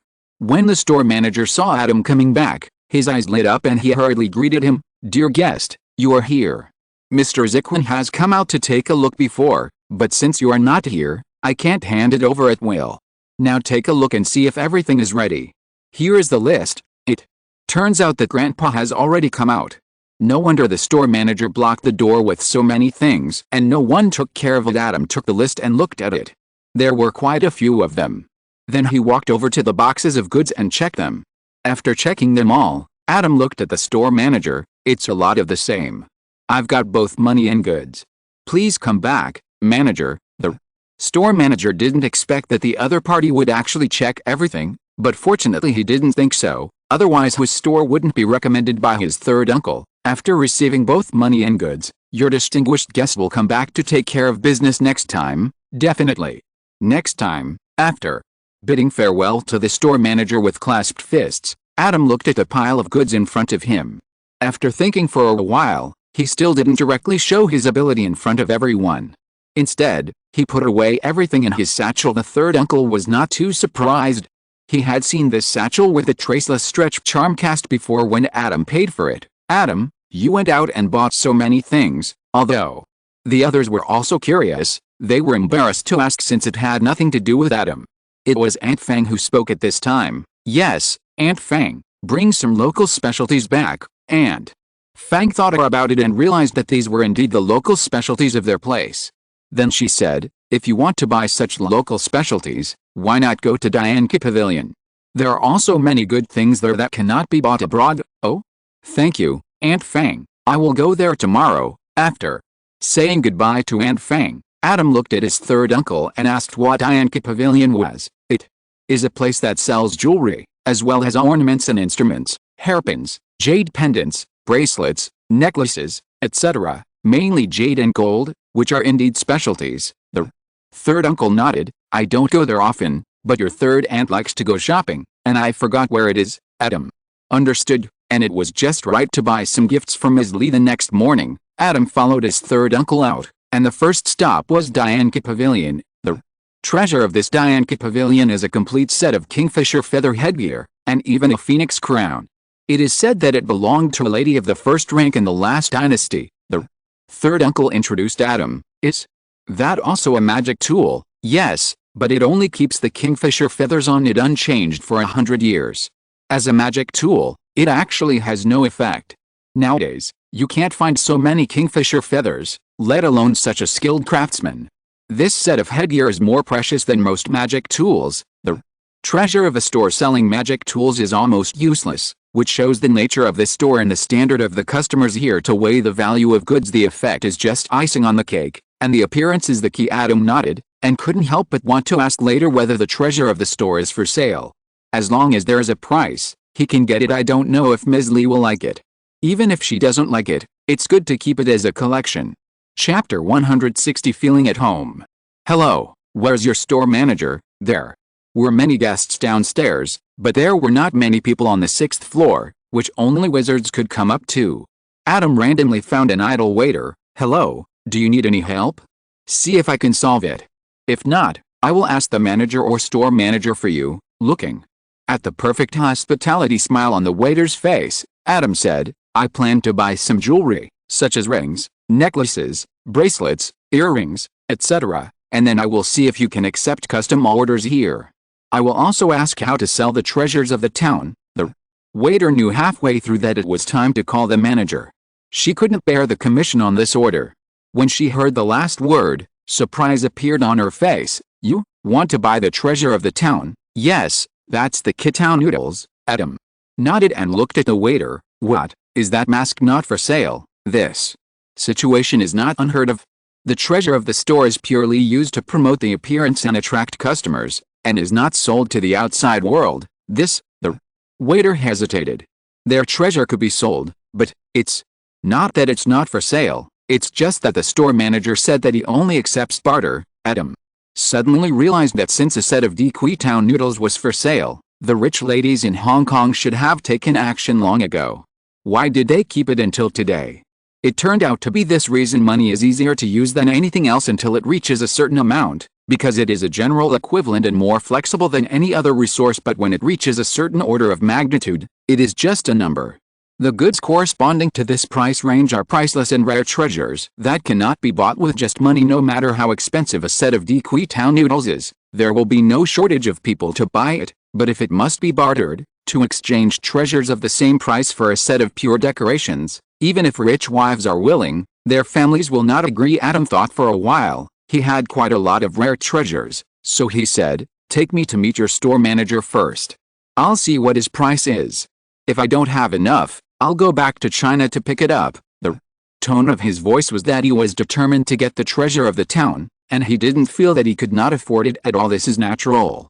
Not to mention half of the treasures in Nico Flamel's secret vault. There are many treasures that Adam has obtained by himself, even if Anubis's scales and Rowena Ravenclaw's diadem cannot with casual trading. The light resurrection stone and the invisibility cloak are also rare treasures. The lightning strike wood he just bought can be exchanged for several sets of Kitao noodles. The waiter was shocked by Adam's words. Although he looked like a child, he had some trust in him based on his appearance and temperament, but based on this alone, I went to call the boss. Just when the waiter was struggling, Adam saw why she was in trouble and said, the Lee family won't make fun of you, just go and call Lee family. The waiter's face looked a little strange. It was okay if Adam didn't say it. If it was the Lee family, wouldn't it be even more unaffordable? Seeing the waiter's expression, Adam was stunned and seemed to see something, and couldn't help but glance at his third uncle. And third auntie come here often? She doesn't have any face at all? The third uncle covered his face with his hands and blinked a few times. Sire, third aunt does come here often for shopping, but shopping and shopping are two different things. What's going on? There were not many guests, so the strangeness on Adam's side was inevitably a bit conspicuous, and a smartly dressed lady came over. Does this guest need anything? I can try to help you. Mr. Chang, this guest. The waiter told the manager Adam's needs, and finally mentioned that Adam was from the Lee family. Oh, the manager's eyes lit up, and when he looked at Adam, his eyes were immediately full of enthusiasm, much more eager than before. It turns out that you are a distinguished customer. I will help you contact the store manager immediately. However, it may take a while for the store manager to arrive. Mr. Lee, please go to the reception room with me to have tea first. The waiter was stunned and looked at the manager with confusion in his eyes. After working as a waiter for so many years, she can certainly tell whether the manager is really enthusiastic or fake.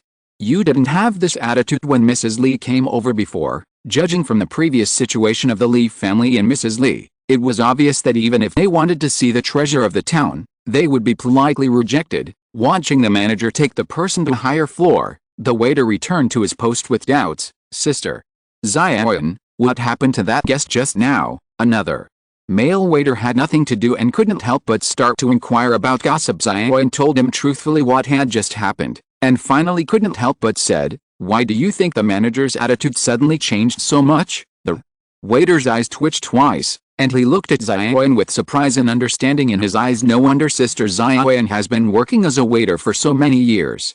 She doesn't read or listen to the news in this business district. Now, who doesn't know that the Li family has a foreign relative from nowhere who is so rich that he even bought the 700-year-old Jingzhen Thunderstrike Jujube wood that the old Cheng family had been suppressing for so many years? Many owners who planned to wait for Lao Cheng to lower the price were so regretful that they smashed the table, but even if they regret it, they won't pay for it if they are asked to pay for it. And this is the reason why Adam is famous now. Not only does he have money, he is really willing to spend it. What a pity.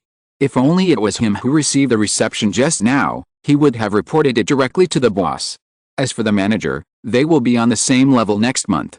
Why are you afraid of her? Thinking of this, the male waiter sighed regretfully, lost interest in continuing the gossip, and returned to his post. Xiaoyan was left alone, still confused. Mr.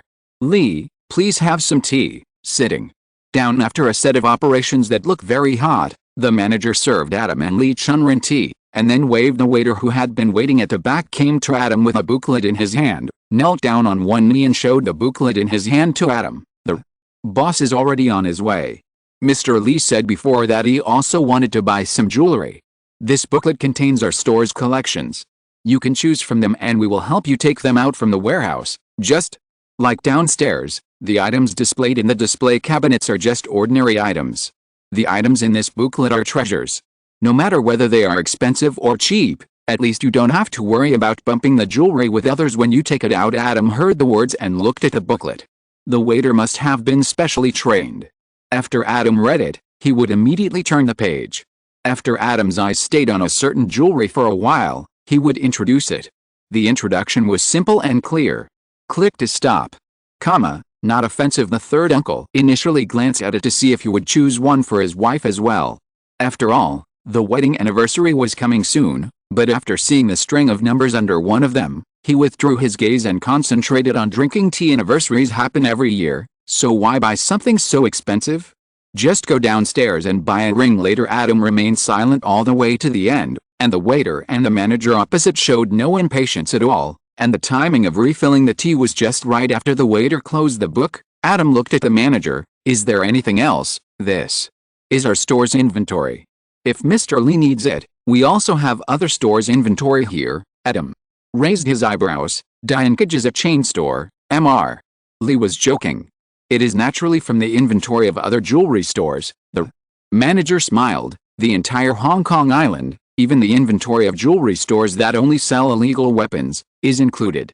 If Mr. Li likes it, he can call it over, saving time, effort and worry. Uther and Bernard always say that they can do business, but this is what they really mean by being able to do business and feel at home. Adam sighed in his heart, and then reported a series of numbers, which were the numbers of several pieces of jewelry that he thought were good on the booklet just now, and then said, bring the other books as well. Chapter 161. A true heirloom. Hiss, or so they say. Money makes the world go round. When he walked out of the Doku Pavilion, although the third uncle was complaining, he couldn't help but look happy. When I came here to pick gifts for your third aunt before, I never received such a good face, and the labor fee was waived. The price was high, and he specially picked a big gold chain for himself. Adam was also very happy. He bought a lot of things this time. In addition to the Doku headpiece and a bunch of magic tools and non-magic tools jewelry, he also commissioned a custom pendant to hold the resurrection stone. Adam thought of many plans for the jewelry to hold the resurrection stone. He once liked the Ouroboros ring very much. The two resurrection stones were shrunk and embedded in the position of the eyes, and he almost chose it because he felt that the Ouroboros and the resurrection stone were very suitable. It seemed to be able to revive the dead and gain infinite life, but in fact it was cannibalizing and destroying itself. But in the end, Adam gave up this plan. First, he was born in Badger House, and wearing a snake ring was somewhat inconsistent with his gentle and friendly temperament. Second, he had a choice that was not better than the Ouroboros, but at least not much worse. Once when he passed by, he saw Hermione being questioned by Harry and others why they had just been in class together, and then he saw her coming downstairs, so he thought of the time converter. Isn't it also very appropriate to turn back time and resurrect the dead? At that time, the shrunken resurrection stone will be used as the sand in the hourglass, which is simply perfect. The hourglass shaped, Freely rotatable pendant magic tool is not difficult for the masters and designers of Dianca Pavilion. With reference to the armillary sphere and adding a little bit of design sense, the chief designer came up with a solution that met Adam's description in less than an hour. To be honest, it is much cooler than the time converter, although it is strange that Adam asked not to put anything in the hourglass and asked to seal the hourglass. The customer is God, and it is not difficult to make. Only the small function requested by Adam is a little troublesome with Adam's money. Dianca Pavilion promised to complete the work within 2 days and deliver the goods to the door. Third, Uncle, where are we going next? Are we going to buy something? Third, Uncle couldn't help but smack his lips. He had learned from his eldest sister that Adam was now responsible for his own profits and losses. Now he looked at Adam as if he were the god of wealth. How about we take Adam with us to worship on the 5th day of the first lunar month next year? While he was impressed by Adam's ability to make money, third uncle was not big and listed several store names in a row. Adam nodded. What are we waiting for? Let's go. Let's go. Let's go. Third uncle was also a little excited. Although he was not the one buying, it was good to follow Adam to broaden his horizons. Duabeo Pavilion. Jiangu Pavilion. Yixin Zhe. Zheo Kajin Bao Dang. This stroll lasted until the evening. Brother Lee, you really don't want to stay for dinner? Your sister-in-law's cooking is amazing. Brother Shuang, I really have an appointment tonight. Next time I will definitely try my sister-in-law's cooking. After bidding farewell to Mr. Shuang of Zheokajin Baodang, the third uncle finally couldn't help but speak. Shuang Xianhao has been running Zheokajin Baodang for more than 40 years. I always call him Uncle Shuang when I see him. Now you call him brother. Hey, as the saying goes, the deeper the routine, the more people take it seriously. Does it matter what you call me? The bright smile on Adam's face disappeared, and his expression returned to calm. It's not what you say, but what you do. However, this brother Shuang is really good. Not only did he not overcharge too much, he also gave me a pair of such rare special magical animals, although he looked like a fat sheep and had no clear understanding of the prices in Hong Kong Island before. Adam, who loved cards, could sense other people's emotions, and he also learned some legilimency. What? Where did you learn legilimency? We have to thank a mysterious person who has almost searched the Forbidden Book area. Although this golden toad is rare, I don't want it even if it's given to me for free, Uncle. Sam looked at the three-legged toad that was slightly larger than a thumb and golden all over, and couldn't help shuddering, as if he was looking at something terrifying. Legend has it that golden toads can bring wealth and treasure. Shuang Xianhao named his store Zheoke Jinbei Lao because of a pair of golden toads. In recent years, he has been modest in saying that he makes a fortune every day, which is enviable, but most people who envy Shuang Xianhao don't know that the golden toad actually has another name, the three-legged gold-eating beast. It's not an exaggeration, but the golden toad really feeds on pure gold. It can only be said that some magical animals are rare for a reason. According to Shuang Xianhao himself, if he hadn't met a pair of golden toads when he was a child, he would not have taken the risk of starting a business and opening a store. How could he afford to raise 2 golden toads if he worked properly? Of course, after all these years, the golden toad should have at least reproduced several generations.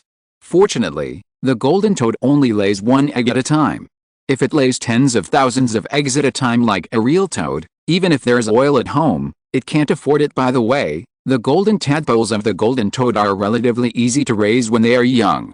1 gram of gold ground into powder can be eaten for 3 or 4 days, but once it completely turns into golden toad, it will eat nearly 4 grams of gold a day, and its appetite will continue to increase as it grows. Thinking of this, Adam couldn't help laughing. No wonder Shuang Xianhao looked relieved when he gave him this pair of golden toads, and he also thoughtfully helped him prepare the procedures for taking the golden toads abroad.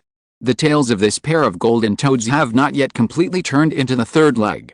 If they are raised for a while, their appetite will probably start to increase sharply. Fortunately, although he has no oil, he has the magic stone, so the golden toad will not starve with him. Adam touched the 2 golden toads in his palm with his thumb. They felt smooth and hard like pure gold. Even the small bumps on their backs looked like gold beads. They didn't feel greasy like ordinary toads. Instead, they looked very good. In addition to having to eat pure gold, golden toads are really easy to keep. They have no requirements for temperature and humidity. They can be kept directly in fish tanks or completely without water. They can move freely in sub-zero temperatures or in fires, and their combat effectiveness is not weak at all when they grow up. Adam really liked it more and more. He took out a glass bottle and put the two little guys in it. He also threw in a few coins given by Brother Shang and closed the lid. He was one step closer to his grand wish of collecting magical animals from all over the world. Adam thought about it. Now, in addition to the golden toad, basilisk, acromantula, bird snake, runes, scorpion tail beast, and the unicorn, hippogriff, moon idiot, niffler, color-changing snail and purple toad in the secret base in the Forbidden Forest, he still lacked many magical animals. Adam's excitement just rising suddenly disappeared again. It doesn't matter, hard work will always pay off. One day he will collect all the magical animals in the world. Third uncle sighed, thinking that Adam was talking about making money to raise golden toads, and patted Adam's shoulder encouragingly. At this time, Adam suddenly raised his head and looked at the alley in the distance. Huh?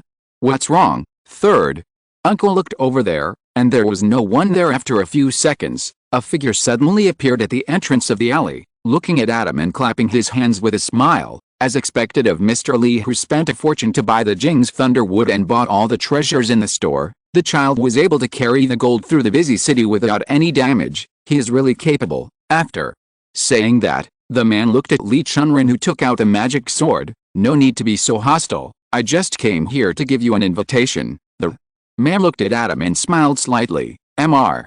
Lee has bought a lot of good things these days. I wonder if you are interested in the real heirlooms. Chapter 162, A House Full of Gold and Jade. Oh? If it is really a treasure, I would naturally be interested. Adam didn't show any timidity, but became interested. Then, I'll be waiting for you at midnight tonight. The man took out a folded piece of paper from his sleeve and raised his hand to give it away. A gust of wind carried the paper and flew to Adam. Adam raised his hand, grabbed the paper, and unfolded it. There was an address on it, and Adam's pupils shrank slightly, his eyes a bit shocked, confused, and a bit disappointed. Is this the only one? Of course it's more than that. I just want Mr. Lee to have an estimate of the value of these treasures and prepare funds or other treasures. Our store also accepts barter. There's no need to worry about it. As long as it's real and good, I want as much as I can get. Mr. Lee is awesome. Looking at the man standing still, Adam looked at him for a while, until cold sweat appeared on the man's forehead before he raised his hand. Go back, I will keep the appointment. Hearing this, feeling that the escape technique could be used freely, the man secretly breathed a sigh of relief, said goodbye and ran away quickly. Adam, seeing that the man finally left, the third uncle quickly looked at Adam. That doesn't look like a good person, so we can't go. I know they are not good people. They are not good people and it is easy to handle them. What? Oh, I mean, I've almost bought everything from good people. If I still want to get good things, don't I have to find bad people? Adam handed the paper in his hand to his third uncle. For example, is this something I can possibly buy from a good person? What? The third uncle took it and took a look. There was an address at the top. It looked like it was a remote restaurant. Yangping Zhidugong seal. The third uncle naturally knew the ninefold seal script. After identifying the 6 characters on it, the third uncle didn't even react for a while. After a few seconds, he couldn't help but said in shock, Yangping Zhidugong seal? Isn't this thing in the Xianxi mansion? How is it possible? Yeah, how is that possible? Adam frowned. He only knew the 3 treasures that were brought to Taiwan by the 63rd generation Zhang Xianxi in his previous life, namely the Yangping Zhidugong seal, the male sword and the 3-5 evil swords and this Hengai Alliance's mighty Dharma ribbon. Finally, all must have been lost at that time. There were even several Zhang celestial masters who claimed to be orthodox in Longhu Mountain, and some of them could actually produce the treasures of the celestial masters. The so-called descendants of the orthodox celestial masters could not prove themselves, which made a big joke. But in this world, he didn't know whether Zhang Xianxi followed him, but he should be more or less capable. Why? No matter what, just go and take a look first and you will know. Adam shook his head and stopped thinking about it, and then sighed regretfully. For a moment, I thought he could bring out more precious treasures, such as the 9 cauldrons of King Yu and the jade seal of the kingdom. The third uncle was confused at first as to what treasure could be more valuable than the Yanghe Jitagong seal. When he heard what Adam said later, he couldn't help but say, the ones you mentioned are national treasures. How could anyone sell them? Although The Yangping's Haidugong seal is not as good as it is still a rare treasure. Aren't there still people who are selling it? Seeing Adam pointing at the piece of paper, the third uncle was silent for a moment. Do you really want to go? If you can get this kind of thing, I may not be able to protect you. I have to invite your grandpa. No, I'll go alone. Before his third uncle could object, Adam raised his hand. Believe in my strength, self-protection is enough, and I have the door key. I will ask my third uncle to help me cover up my absence tonight. Lee Chunrun, who was forced to mute his voice, remembered the sneak attacker who was so handsome that he was so handsome before, and nodded. A moment before midnight, Adam arrived at the address on the paper and saw a small restaurant in front of him. Adam glanced at the signboard. Luckily it wasn't called the Eight Immortals Hotel. He didn't care if the other party planned to rob or sell it, he just hoped that the other party had something really good. As expected of Mr. Lee, he came here alone. The door in front of me slowly opened with a creaking sound, and there was a constant creaking sound, and an old voice came from inside. Please come in. Adam strode inside. There was no sense of dilapidation inside the door, and the white tiles on the floor had been swept spotlessly. Where are the things? Where is the store manager? The old man in front of him was wearing a long coat and had a stooped back.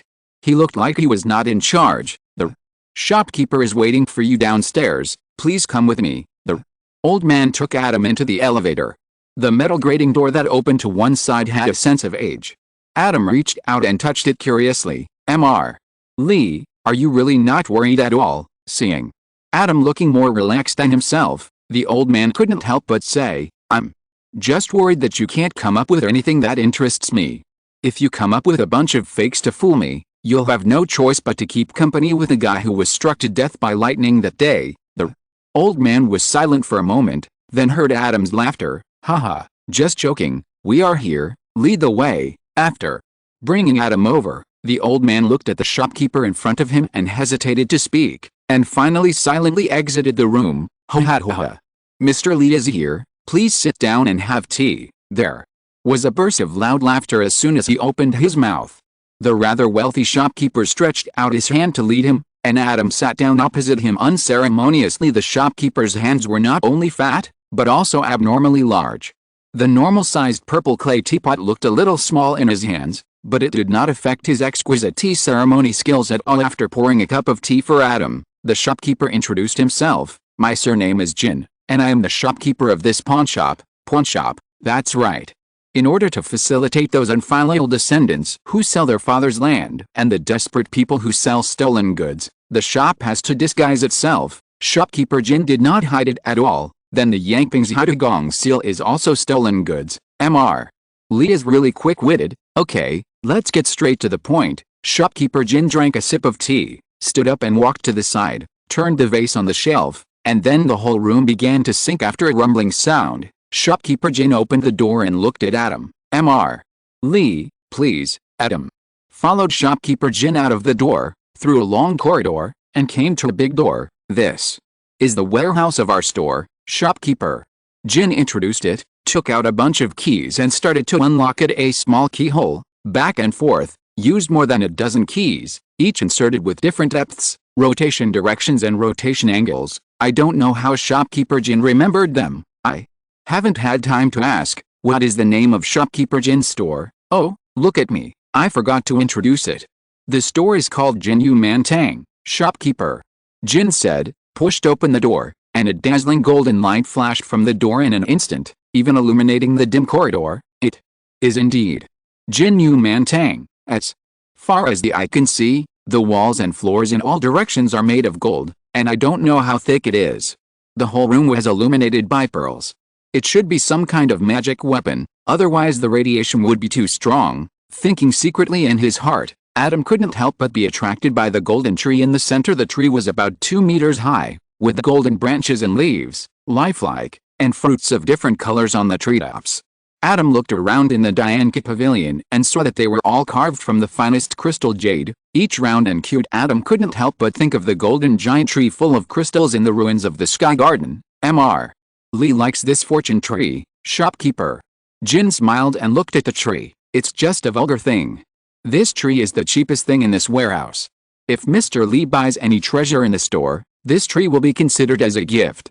If you're listening to this novel on a channel other than Fanfic World, it means they downloaded and uploaded it without effort. We cordially invite you to visit our channel, Mundo Fanfic Novelis. There you'll find the original version of this story, and you can explore many other novels of various genres. We're waiting for you to immerse yourself in a world of incredible novels. Chapter 163: The Secret of Master Zhang. Since Shopkeeper Jin said so, I am interested in Shopkeeper Jin's collection. Adam looked at Shopkeeper Jin. Let me open my eyes. I have to say, Mr. Li really doesn't look like he grew up abroad. As Shopkeeper Jin walked to the cabinet against the wall to take out the treasure, he couldn't help but sigh. Is Mr. Li really coming to China for the first time? It is indeed my first time back, Shopkeeper. Jin nodded and took 2 boxes over. Mr. Li came for the Yangping Zhidugongyan, so let's start with these 2. The lid of the box was opened, with a seal on one side and a magic sword on the other. Yangping Zhidugongyan, Sanwu's Hanxi sword. That's right, Shopkeeper Jin. Now you can say, this thing is stolen goods? Who can rob Zhang Xianxi of Xianxi Mansion? Adam's words in short are, unbelief. I wonder if Mr. Li knows about the founder of Taoism. Shopkeeper Jin did not explain, but asked Adam a question instead. Shopkeeper Jin also knows that I grew up in England, so just tell me directly. Although Adam knew he didn't want to play dumb like this, Shopkeeper Jin nodded and stopped keeping the secret. At the end of the Eastern Han Dynasty, the prototype of Taoism gradually took shape in the chaotic world at that time, namely the Taiping Dao in the east and the Wudaomi Dao in Hanzhong. Adam's pupils shrank, and he seemed to know why Shopkeeper Jin mentioned the founder of Taoism just now. Mr. Li actually knows. Shopkeeper Jin is a master at observing people's expressions in this business, and he was also very surprised to see the change in Adam's expression. Zhang Xiu actually has a descendant alive. Zhang Xiu, a name that perhaps few people would notice if they did not study the history of the late Han Dynasty, but in fact, the Wudaomi Dao he founded and the Taiping Dao founded by Zhang Jiao were the origins of Taoism. Later, Zhang Xiu was killed by Zhang Lu, and the Wudaomi Dao also fell into Zhang Lu's hands after Zhang Lu took over Zhang Xiu's 5 pecks of rice sect. He preached that his Taoism and 5 pecks of rice sect were actually inherited from his ancestors. His father's name was Zhang Heng and his grandfather's name was Zhang Ling. The ancients often added a related word between or after the 2 character name to indicate what sect they believed in, such as the Taoan Zi Dao and Li Dao Idan, or the Zhi and Wang Zizi and Gu Kais. He is the founder of Taoism in Zhang Lu's mouth. Zhang Ling was naturally called Zhang Daoling. Adam came back to his senses from the shock, and a sense of reason rose in his heart. There was no magic in the previous life, and Zhang Xiu died naturally, but this life is different, and it is not impossible for there to be a successor. That's right. Zhang Xiu's descendants have been looking for opportunities, but Zhang Xiu was defeated at the beginning.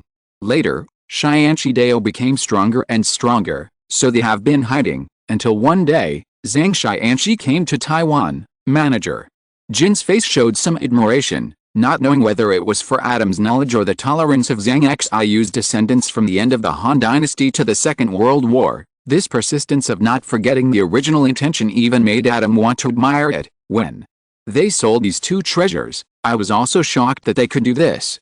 They also said that when Zhang Lu seized Zhang Xiu's Taoist lineage, they could not return it in its original state with their strength, but they could seize Zhang Lu's orthodoxy. Manager Jin sighed. It is true. Zhang Xianxi died suddenly overseas and the 3 treasures were lost. I heard that Longhu Mountain was fighting over who was the orthodox. Finally, Chongsun office, which is now the office, took action to suppress it. Several disciples of Zhang Xianxi led a Taoist lineage and left in anger. Let's not talk about those. Let's talk about the 3 treasures they got at that time. The Zhangyi League's powerful magic scrolls were each kept as backups. They were originally torn and divided equally. These 2 things were difficult to divide, so they exchanged them for money to divide them equally. From then on, the 5 pecks of rice sect and the Xianxi sect were even. The current situation is probably that even if they want to be even, the Taoist priests of the Xianxi sect will not agree, but if you really count it, this is another endless account in comparison. Adam was more interested in that office, but the transaction was more important at the moment through the scale. Adam knew that Shopkeeper Jin had not lied, but could Shopkeeper Jin be sure that these 2 things were real? Shopkeeper Jin really couldn't be sure. He could only be sure that these two treasures did have the power to match the legend, so Shopkeeper Jin took a big step back on the price, speaking of which, such a treasure, even if you keep it all the time, you won't have trouble selling it. Why is Shopkeeper Jin willing to sell it? While Shopkeeper Jin went to get other treasures, Adam asked curiously, Alice, it's embarrassing to say, Shopkeeper Jin sighed, I gave birth to an unfilial son, taught him to practice his eyesight since he was a child, and hoped that he could take over my job. Who would have thought that he would go abroad to work for those monsters? He's working as an appraiser in Gringotts now, and he found, speaking of this angrily, Jin wanted to say that he found a foreign girl, but then he remembered that Adam's father was also a foreigner, so he stopped talking and changed his words. He also wants to start a family in a foreign country. Alice, so, Adam heard Jin's abrupt turn, but he didn't pursue it, so that's it. I was thinking that even if I didn't pass it on to my son, I could take in an apprentice and teach from the beginning.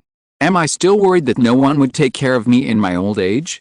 But Jin came over with a few boxes. Half a year ago, my unfilial son wrote back and said that they had given birth to a child. Now the child will be called Grandpa. I haven't seen what Grandpa looks like. As people get older, their hearts become weaker. I'm thinking about the past, but I can't take away the things in this store. If I want to take a boat to the mainland, there are still some things to clear. If I want to go abroad, I will die if I step into the airport with these. Adam raised his eyebrows. So you sold it to me? Can you and I be the same, shopkeeper? Jin shook his head. I have been doing this business for most of my life. It is unrealistic to leave no trace at all. It has been remembered for a long time. But you don't have to be afraid. The current situation is different from the past. The Ministry of Magic cannot spare any time to do anything more.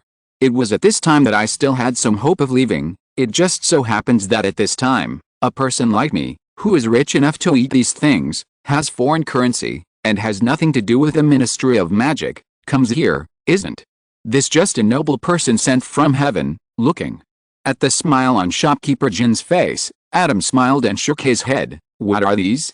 Let me introduce them. Coincidentally, it has nothing to do with him. The routine is so deep, who takes him seriously? Seeing Adam come back, the third uncle finally breathed a sigh of relief. I was thinking that if you weren't back by sunrise, I would quickly take people to find you. Don't worry, third uncle, I told you nothing will happen. Adam patted his hand reassuringly. The third uncle nodded, and then said, did you buy it? What did you buy? Adam smiled lightly. I didn't touch the hot potato, but it opened my eyes a lot. He filled the house with gold and jade. Even the gold bricks on the walls and floor and the money lucky tree were all given to him as props. As Shopkeeper Jin said, it was probably such a coincidence that Shopkeeper Jin really wanted to leave. The price of each treasure was very cheap compared to its value. After confirming that Shopkeeper Jin was telling the truth, Adam had no reason not to buy it even if there is some trouble behind those things. What is he afraid of? Coming to Yang, as Shopkeeper Jin said, he is not afraid of the Ministry of Magic. The current situation is different from the past. Ms. Lee has not changed her nationality, but he is a British national, and he and Ms. Lee came by plane, which is recorded. Something happened to him on Hong Kong Island, and Britain, which was trying to argue about the ownership of Hong Kong Island, dared to send a warship over to demand his life on the spot. This was what Shopkeeper Jin meant, and he knew that Adam could hear it through previous negotiations. As for the one who came to Yin, there is no warship, Adam. But even if you only look at the firepower of the Muggle world, he is much more powerful than the warship. Chapter 164 Return, Arrival at the World Cup venue. Oh, that's good. The third uncle breathed a sigh of relief and warned, I inquired about the address. It's a pawn shop called Jinai Tang, which specializes in selling stolen goods. You'd better stay away from there. This time you are more capable, otherwise you will be easily killed secretly. I see. Adam just nodded in agreement. After the third uncle inquired, he couldn't keep the news secret, but there was only 1.5 days left before Adam was leaving Hong Kong Island, so it didn't matter the third day. I'm sorry for bothering my two aunts to spend the past few days in Hong Kong Island with me. Please accept this small gift. Before boarding the plane, Adam handed several boxes to his two aunts. This trip brought together a whole family of people, but in the end Adam was still not included in the family tree. It would not be a loss for several uncles to meet Ms. Lee, But the two ants were a real waste of time and a wasted trip. I'm about to board the plane, and my luggage has been stored. I think my two ants won't let me carry the box and fly back, right? Before the two ants could be polite, Adam put his words back. Oh, then we'll accept it. Although the box was not opened, the two ants still recognized the Kidge brand, and looking at the packaging, they knew that the items inside were not cheap no matter what their previous mentality was. At least the two ants were happy now. We are all a family, so there is no need to be so polite. We can have more contact with each other in the future, since Adam is also a member of the wizarding world. There is no taboo between them, and Ms. Lee, as Adam expected, there was no obstacle in his return to board the plane. Ms. Lee caught up on her sleep on the way back, but judging from the smile on her lips, she was in a good mood. Well, it seems that this trip to Hong Kong Island was not in vain. Adam nodded and closed his eyes as well, mainly because of the jet lag. August 20th arrived in the blink of an eye. 2 days before the Quidditch World Cup, the appointment was for the 5 people in the dormitory to gather tomorrow afternoon, but Uther had to come with Mrs. Tuia, so he arrived today. Adam, long time no see. After a long-awaited hug, Adam looked at Uther, and there was only a suitcase next to him. Where's Auntie? Their group is hosted by the Ministry of Magic and has special accommodation. We can just go find them the day after tomorrow and the seats will be reserved, Uther said, glancing behind Adam. My parents are both at work today. Are you staying in the safe house? Or in the guest room? Well, it's better to have a safe house, although Adam's parents are easy to get along with. He always feels self-conscious when adults are around. Okay, let's go directly. Adam stretched out his hand for Uther to hold. The next moment, the two of them felt as if their navels were being hooked. In the blink of an eye, they were in the safe house. Is this portkey? Uther took back his hand and found a sapphire button in his hand. Well, I've made a new one for you. This safe house can be regarded as Uther's permanent residence in England, so there is no problem in giving him the door key. In addition, Egypt is not completely safe anymore. The mouse just retreated into the gutter. It is impossible to say that Uther will use this in other situations in the future. Of course, it's best not to use it. Uther accepted the door key unceremoniously, and they no longer had to worry about this. Just in time. I also brought you a gift. Dang dang dang. Uther took a sphinx out of the suitcase. It can be seen that he was just born, but his body size is already larger than Zyok and Sibby's energy-saving state. Didn't you always say that you wanted to raise a sphinx? It would be best to raise it before it is 1 year old. This time, a sphinx just happened to be born. Sphinxes are magical animals with extremely high ecological niches and extremely long lifespans. It takes several years to conceive one child, and each child only has 1 to 2 animals. This is only if the sphinxes are willing. Their intelligence is destined. However, they will not be bred as easily as ordinary livestock. Adam has been eyeing the sphinx for a long time, but even though Uther and his family ruled the entire Nile River basin, they still only got a newborn sphinx today. Adam took it over with some surprise and checked it out. It was the alpha male sphinx. When the mother is found, I will get it for you. Anyway, I have the door key, Uther assured him, and Adam had no doubt that he could do it. Don't worry, given the sphinx's life, there won't be much of an age difference within 200 years. The lifespan of a sphinx is about 500 to 800 years. Except for the first 10 years and the last 100 years, they are basically at the age where they can pair up and mate. Uther smiled bitterly upon hearing this. They are not in a hurry. I will be a mummy in 200 years. Adam smiled lightly and waited until Voldemort's problem was solved. They reunited after a long absence, and they had a great meal that night. Mrs. Tuia also wanted to come, but Fudge dragged her to a meal of British specialties. Tuia, that doesn't have to be the case. I grew up in the UK. Anyway, when I went to find Mrs. Tuia the next day, she was eating sandwiches with a group of employees of the Egyptian Ministry of Magic. When he saw Adam and Uther eating rice balls, Adam felt a green light flash in Tuia's eyes. He didn't know if it was an illusion. Adam choked and took out a bunch of rice balls from his bag. Try it. When Bernard and Eugene arrived together, they saw a group of people sitting in a row with rice balls in their arms, chewing them in unison. Try it. When they were about to go to the location of the portkey, everyone was full. The portkey arranged for foreign guests to use is certainly not something like a broken bucket or a rotten boot, but a statue in the forest. This aging process is not very thoughtful. Adam picked up the vine hanging on the statue to disguise that the statue had been there for a long time. Due to dehydration for too long, the leaves have begun to dry and turn yellow. Just a glance will tell that these plants are not grown on the ground, but think about the aging process in Europe and the United States.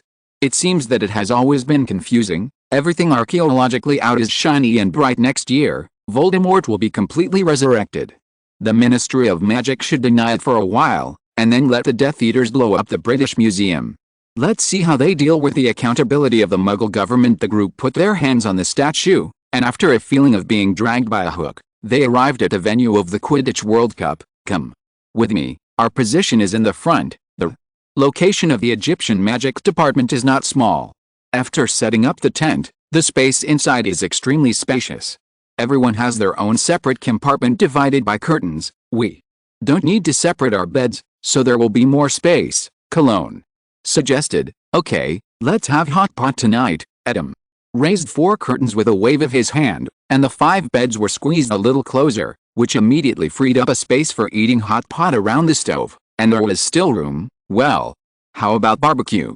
I haven't had it for a long time. After Bernard spoke, everyone else felt tempted. It seems that barbecue is more popular than hot pot, but eating barbecue inside may cause carbon monoxide poisoning. Then, let's go out to eat. Isn't it a bit immoral? Eugene came to his senses.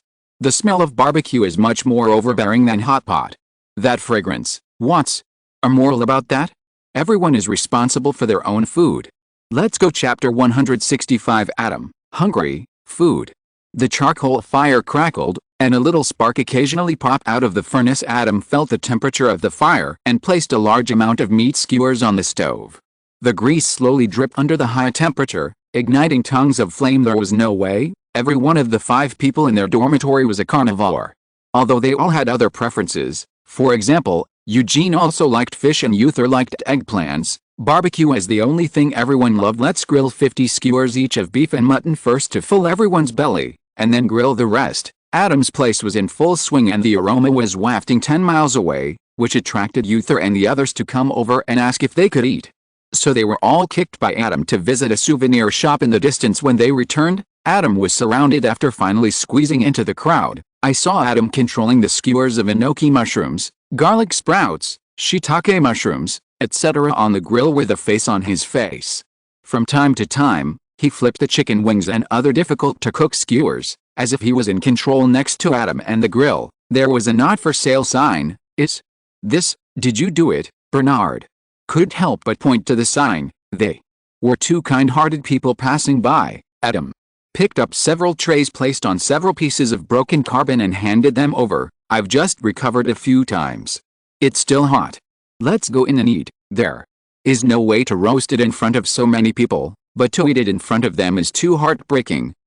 Bernard, who helped deliver the pallet, discovered who Diane. Why are there only 80 skewers of meat left and there are 20 more? During the cooking process, apart from tasting the food for saltiness and doneness, Adam never eats it first. Give it to those 2 kind people. You eat first. There are still many here. Being able to get food from Adam means that he is a classmate. Bernard looked at the words on the sign again, and the more he read, the more familiar they became. Are those 2 good Samaritans named Weasley? You are so smart. Bernard sighed, took the last plate and put it in his hand, and quickly called Uther and the others in. Come on, hurry up. I'm afraid someone will come here to eat for you soon. Bernard was right. First Fred and George passed by, and then the sensation spread. A group of young wizards from Hogwarts came after smelling the smell. However, by this time Adam had already packed up the grill and returned to the tent, and a group of young wizards could only stare at the door in surprise. Forget it if you stutter while passing by. Forget it if you break into someone's tent. This is the taste. Suck. It smells so good. It smells so good. Cole inside, then took a bite of a piece of squid. What did you buy? Adam was not interested in these souvenirs, and he had no interest in Quidditch. He insisted on which team he supported, which was the Hufflepuff team. I didn't buy anything. Most of those shops sell various camping supplies, as well as some banners and ribbons.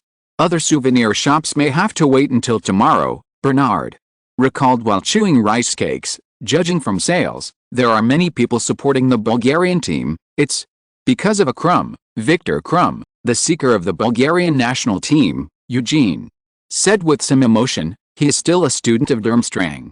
He is only 17 or 18 years old, right? And seekers with such a strong physique are rare. It feels like Cedric's deja vu.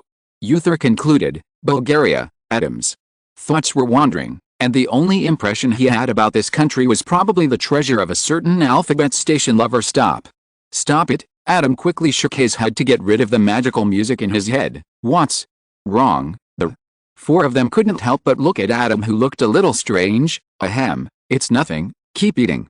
Does anyone want a Coke? Me. For the night passed, and the next morning Adam struggled to sit up from the bed and looked around. It was fine, he didn't even get up then sleep a little longer. Halfway through lying down, Adam had a second thought. He was already awake. If he lay down again, he might not know when he would wake up again. There was a high chance that the people next to him wouldn't wake him up in the middle of the night. Forget it. After getting up, brushing his teeth and washing his face with a bubble card, Adam went out to take a breath of fresh air and was about to start making breakfast, but he opened the door curtain and saw Cedric looking at Cedric, whose eyes suddenly lit up in front of him. Adam fell silent. You, Adam, are you hungry? Let's eat. Adam was speechless. When did you wait outside the door? Don't tell me. The timing is quite accurate. Those who say you are the light of Hufflepuff should really show you what you are like now. Adam sighed and lifted the door curtain. Come in. The statement about the light of Hufflepuff is really not an exaggeration. Cedric is extremely popular in Hufflepuff and even Hogwarts as a whole. In contrast, although Adam is very well known, there are actually only a few people in his circle of friends. These people from Hufflepuff, the Gryffindor twins, Amin and Luna from Ravenclaw, combined it's a bit crowded to sit at one table, but 2 tables are more than enough. Because of this, when Cedric was elected to the Warriors later, he seemed to be well received. Adam's eyes were deep for a moment. It was the Goblet of Fire soon. Cedric was probably still a Hogwarts hero. Then the last level, the change in his eyes was fleeting. Adam was going to start cooking. Aren't you going to get some water? Cedric looked at Adam, who took out ingredients and tools from his bag and said, the faucet is in the corner of the camp. There should be a lot of people there now. Yes, there are indeed quite a few. So, if I don't go, you won't tell on me, right? Of course. Speaking of which, I encountered an interesting thing on the way here. Cedric couldn't help but want to laugh when he recalled the old wizard who wore a muggle skirt and refused to change into pants and shouted that letting the wind blow on his butt was good for his physical and mental health. Well, it seems that the wizard didn't wear anything under his skirt. After telling Adam what happened, Cedric said, everyone knows too little about muggles. That's normal. I've read the Muggle studies textbooks at Hogwarts. They're a mess, full of condescending contempt. Adam's silent and wandless clear water made Cedric's eyes light up, but it was not him who spoke, but Bernard, who had just gotten up. He walked out rubbing his eyes and said, I saw those wizards wearing what they thought were Muggle clothes last night. You wizards. I mean you wizards from pure wizard families. Your interest in muggles is more like people's interest in the ecology of other animals. His expression was subtle for a moment, as if he was smiling. What a pity. If I were to say, British wizards have never been beaten by muggles. The Muggle Protection Act really protects wizards too well. Chapter 166, The Worrying Future of the Wizarding World. It's not like there haven't been wars between wizards and muggles. Cedric disagreed. No. I remember that the law of secrecy was established in the Middle Ages, so your impression of muggles is still in the Middle Ages? Bernard raised his eyebrows. The law of secrecy was established too early, and wizards have not been able to see the true brilliance of human civilization. How many years has it been since the Second Industrial Revolution? World War II is over. The war I am talking about is not the kind where a group of people are wearing armor, riding horses, and stupidly waving fire sticks at each other. The war I am talking about is guns, tanks, intercontinental missiles, fire coverage, and saturation bombing. I believe the Japanese wizards will be more cautious and humble when studying muggles. Bernard, we are wizards now too. Adam couldn't help but remind him, and do you want to see Apparition deliver a nuclear bomb? Bernard's eyes lit up, but he still kept his mouth shut when putting down the soy milk. Adam looked at Bernard and lowered his voice. Any war is not a good thing. World War II killed tens of millions of people for the ambition of a few people. Bernard nodded obediently and made a zipper motion with his mouth. Adam had a headache, but he must not let this guy meet Grindelwald. But fortunately, if nothing else happens, the old man with dangerous ideas will never leave Nurmengard in his life. I know about the apparition. What kind of bullet is that one at the back? Nothing. By the way, why are you here, Bernard? Looked at Cedric and narrowed his eyes. Oh. Get some food, Cedric. Did it feel shabby at all when he said this? After all, he was the only one in Hufflepuff who mastered the art of cooking. He didn't know the news just because he didn't participate in the previous dinner, and I brought a souvenir, Cedric.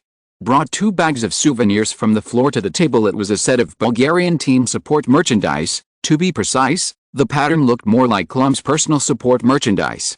There was also a bag of the Irish team's support merchandise, with full clover patterns. Bernard also had to admit that this was indeed a weighty souvenir.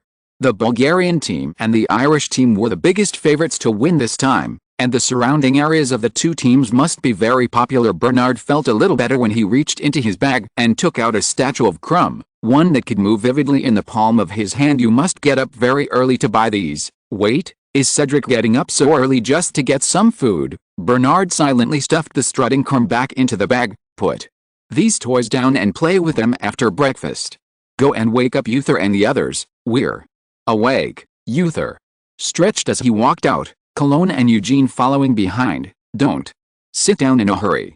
Take these to the next door, and then call the uncles, aunts and Mrs. Lauren over for dinner. Adam put 2 bags of freshly made rice balls into Uther's hands and sent him to deliver the food. There are a total of 5 tents here, 1 for them, 1 for the parents, and 3 for employees of the Egyptian Ministry of Magic.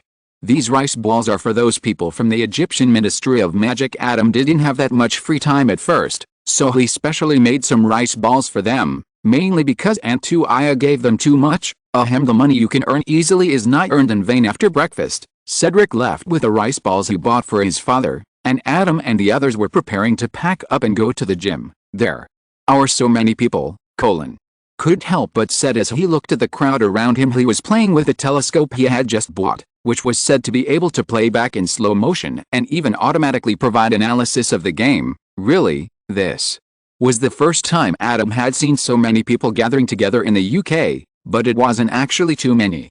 In his previous life, there were more people at tourist attractions on any holiday than here. Previous life, Adam suddenly fell into trance. I thought he would be very touched when he arrived on Hong Kong Island, but in fact, Hong Kong Island still felt too strange to him.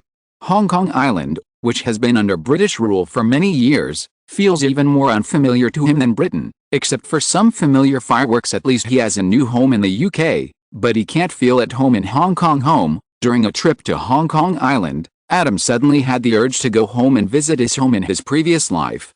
But in this era, he probably wouldn't be able to find the place even if he got there, and he wouldn't even be able to recognize the road. Right, for a moment, there was an inexplicable emotion that enveloped Adam's heart. He was a little afraid of finding something, but also a little afraid of not being able to find it no matter what. Let's go back. After graduation, Adam secretly made up his mind. Is there really no problem with holding such a large-scale gathering here? Entering the box, Kelly looked around. She was almost covered in Crumb's support suit, and even had a bright red smear on her face. It's full of muggle-repelling spells, almost every inch of it. Adam looked at the magical aura emanating from the entire venue.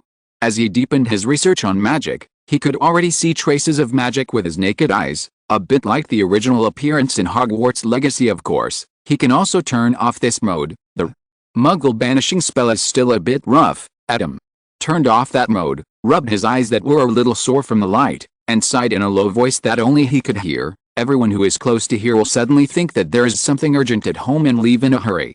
If the number of such abnormal movement tracks increases, they will definitely be discovered. Of course, there is no such big data collection and processing technology yet.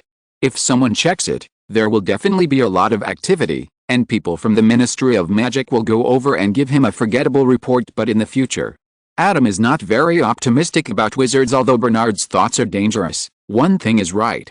Technology is the brilliance that truly belongs to the human species, and wizards are not so advanced that they can ignore the power of technology. If wizards insist on clinging to their own selves, it will be no different from seclusion. There is a saying that goes well: if you don't embrace the world will come to embrace you sooner or later.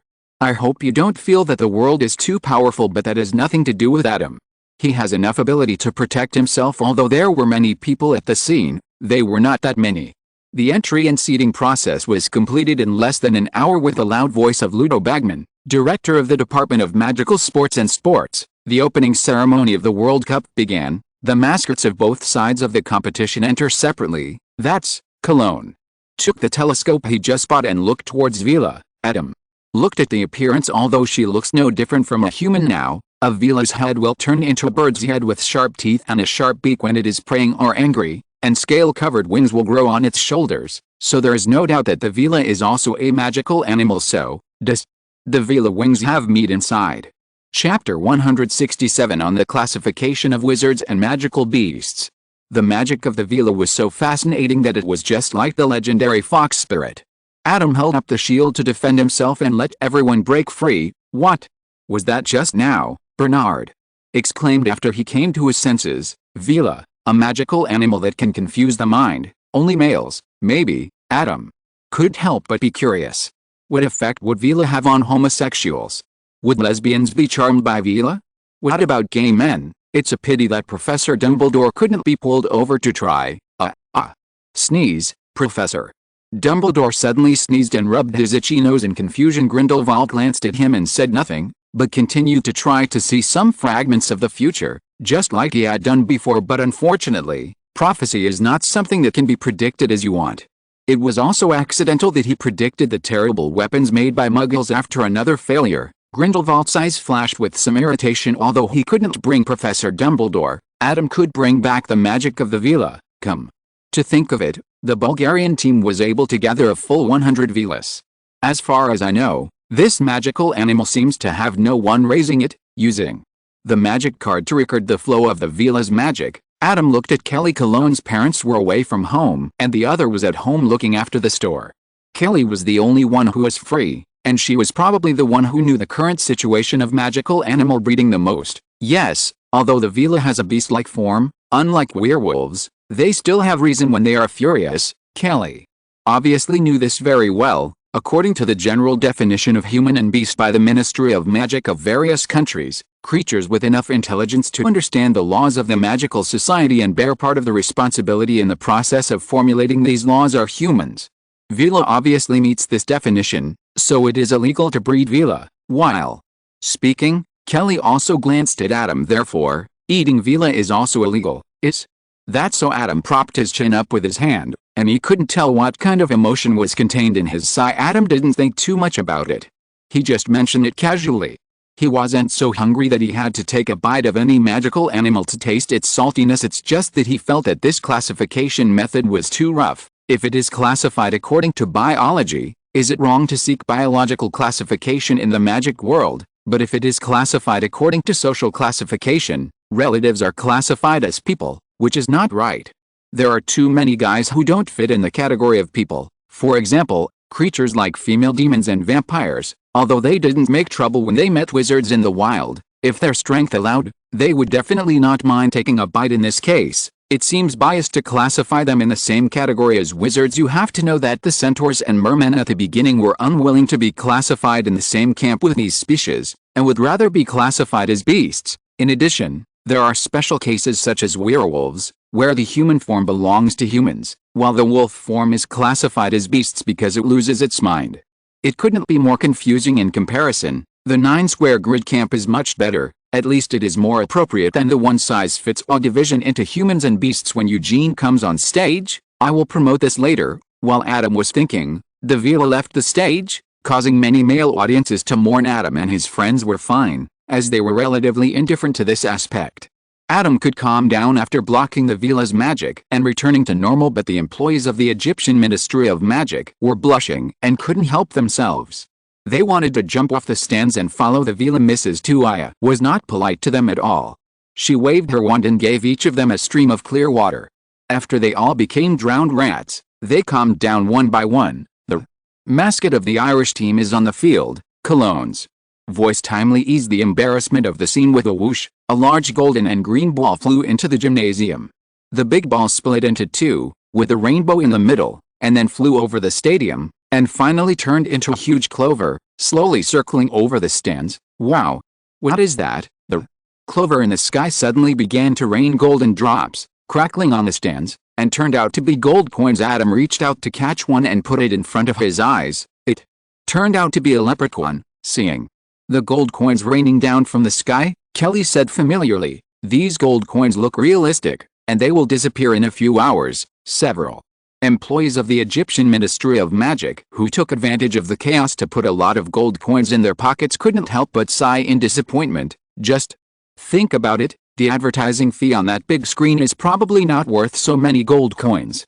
How could the Irish team take so many gold coins and play around? Cologne used his thumb to push a gold coin high up and was caught by him. Bernard looked at the leprechaun gold coin in his hand, looking thoughtful. The shamrocks in the air soon dispersed into a group of Irish leprechauns holding lanterns, and landed in the mascot camp, opposite the group of Vila. After the mascots were displayed, it was time for the official competition. Compared to the simple Hogwarts where both teams walked into the venue and flew together, every team in the World Cup is a star team, and the famous ones have a large number of fans. So it is certainly not that simple to enter amid the cheers and applause of everyone. The players of both teams rode their flying brooms into the venue one by one.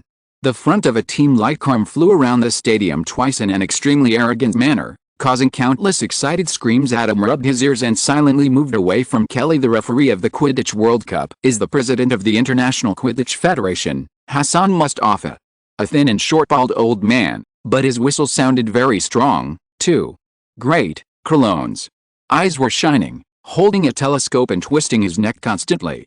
Eugene didn't know when he took out a telescope of the same model to watch the game. Adam looked at the field and couldn't help but sigh that the World Cup was indeed something. Unlike the campus competitions at Hogwarts, it was extremely intense right from the start, and there was almost no warm-up process. In contrast, Crumb, who shined in the game, was a student who was almost a few years older than them.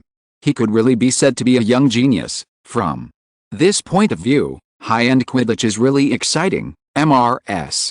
Tuai nodded as she looked at the Irish team that scored a goal. Although flying brooms are not as comfortable as flying carpets are indeed difficult to turn so flexibly. Flying carpets, Adam repeated with some interest. Compared to flying brooms, flying carpets are more popular in Egypt, Uther explained to Adam. It's a pity that flying carpets are contraband in the UK. Otherwise I would definitely give you a very beautiful flying carpet. Well, it doesn't matter. In a few years, flying carpets will no longer be contraband. Uther was startled, then looked at Eugene and nodded. Chapter 168 16 Heavenly Demonic Dance. Crumb is truly a genius. Adam's eyes flashed with wonder. Just now, the Bulgarian team scored 2 goals in a row. Clum seized the opportunity and made a Wronski fake move, pretending to have discovered the golden snitch, quickly dived downwards, and then climbed up at the moment when he was about to touch the ground. The key to this tactic is to grasp the timing of use and the timing of climbing. In the former, Crumb grasped it very well. Under the tension of being overtaken by a goal, the Irish team seeker chased after Crumb the moment he moved, even though he did not find any trace of the golden snitches for the latter. This move is not about showing off the lotus, it can bind the opponent to descend with him.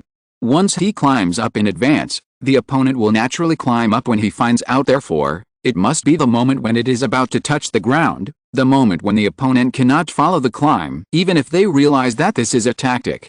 This opportunity was also grasped with incomparable precision thanks to Carm's superb skills. In the end, it was obvious that Carm was well prepared and soared into the sky again, while the Irish team seeker crashed to the ground with a fierce whistle blowing. The game was paused and a group of medical staff rushed into the field. After a few minutes, Lynch, the Irish team seeker, was back on his broomstick. This is probably also an important reason why our Wronski's fake moves are effective. Under the influence of various potions and magic, if the impact on the future of the injury is not considered, then this kind of non-magic injury, even a broken muscle or fracture, can get better quickly. So if the golden snitch is discovered, there are really many seekers who will dive straight down to catch the golden snitch without caring that they will fall to the ground. The Irish team fell into a trap, and the Vila danced excitedly again on the mascot's seat, causing a commotion in the stands. Legend has it that if someone accidentally breaks into Vila dance, he will be fooled into dancing until he dies of exhaustion. Adam stretched out his palm, and there were dozens of Vila dancing gracefully in his palm.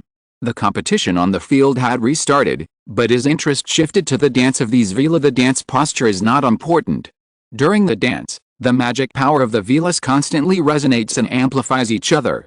This is the key to the strong psychedelic effect of the Vela dance. With a thought, the Vela's dancing posture changed, and with another thought, the Vela's clothes also changed. It seemed that they should no longer be called Vela at this time, wearing a Buddhist crown, covering the body with light gauze, fluttering silk, auspicious clouds with them, holding incense burners, bells and pestles, or performing wonderfully on the harp and pipa. 16 musicians sang and danced in the sky above Adam's palms. The quiet addition of wave cards made the magic power grow stronger under the layer upon layer of resonance. Although there were only 16 Gelotians, the influence was dozens of times stronger than the previous one when 100 Vela danced together. That's almost it. No matter how intense it becomes, people who are intoxicated with it will not even be able to see clearly what gelati is like. Adam thought of one of the rare treasures he bought at Jinimantang, which was a flower called the enchanted flower. The fragrance emitted by the mystic flower can make the creatures that smell it feel like they are in a fairyland, and they can't help but linger in front of the mystic flower.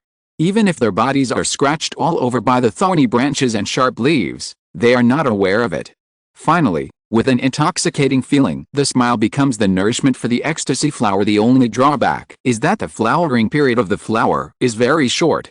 However, if the flower is processed, it can be made into a fragrance with the same effect, and the smell is light and subtle, making it difficult to detect. So more smallpox appeared around Geletian. The fragrance in the incense burner became more fresh and intoxicating, and Geletian's body also exuded a wonderful fragrance. In this way, even a person who has no interest in women will be addicted to it. Maybe he should change his mind and replace half of the sex with men. What are you doing, Uther? Turned his head and realized that Adam had his head lowered as if he was fiddling with something. Ahem, it's nothing. Adam put away the magic constructed Gelotron in his palm, and couldn't help but feel that there was room for improvement in this move. We already have wonderful colors and wonderful fragrances, and when the time comes to find a few sirens to collect the wonderful sounds, it will be complete. Although it was a whim, Adam did not intend to treat it casually. Instead, he expressed his expectation for the prospect of this flying fantasy land. Even if it is not used against the enemy, wouldn't it be nice to have one in Azkaban's life sentence area, so that the prisoners can relieve their loneliness and bliss, and the Dementors can also get a steady stream of food? I just hope that when the time comes, the prisoners will not be so obsessed that they jump directly into the Dementor's face. The sound on the field brought Adam's thoughts back, and before he knew it, the field had turned into chaos. The Vela entered a furious posture, fighting with the leprechauns on the mascot seats and in the air, and the Ministry of Magic, the staff, were trying their best to stop it. The screams of the Vela, the popping sound of the wand, and the shouts of the audience were all mixed together. For a moment, Adam felt that his need for the wonderful sound was even more urgent. With a snap of his fingers, the mixed noise on the field turned into a continuous meow, which immediately made people feel much better. What happened? Only then did Adam have the heart to ask about the situation. The Irish team cheated. Colin couldn't help but gasped in the middle of his explanation. Crumb was hit in the nose by a bludger from the opposite batsman, and he started bleeding. The referee was dealing with the tail of his broom that was on fire at this moment. Lynch spotted the snitch and dived. He hit the ground and the snitch fell into Crumb's hands. Even though the snitch was discovered only after Lynch, and even with injuries, Crumb was still faster than him.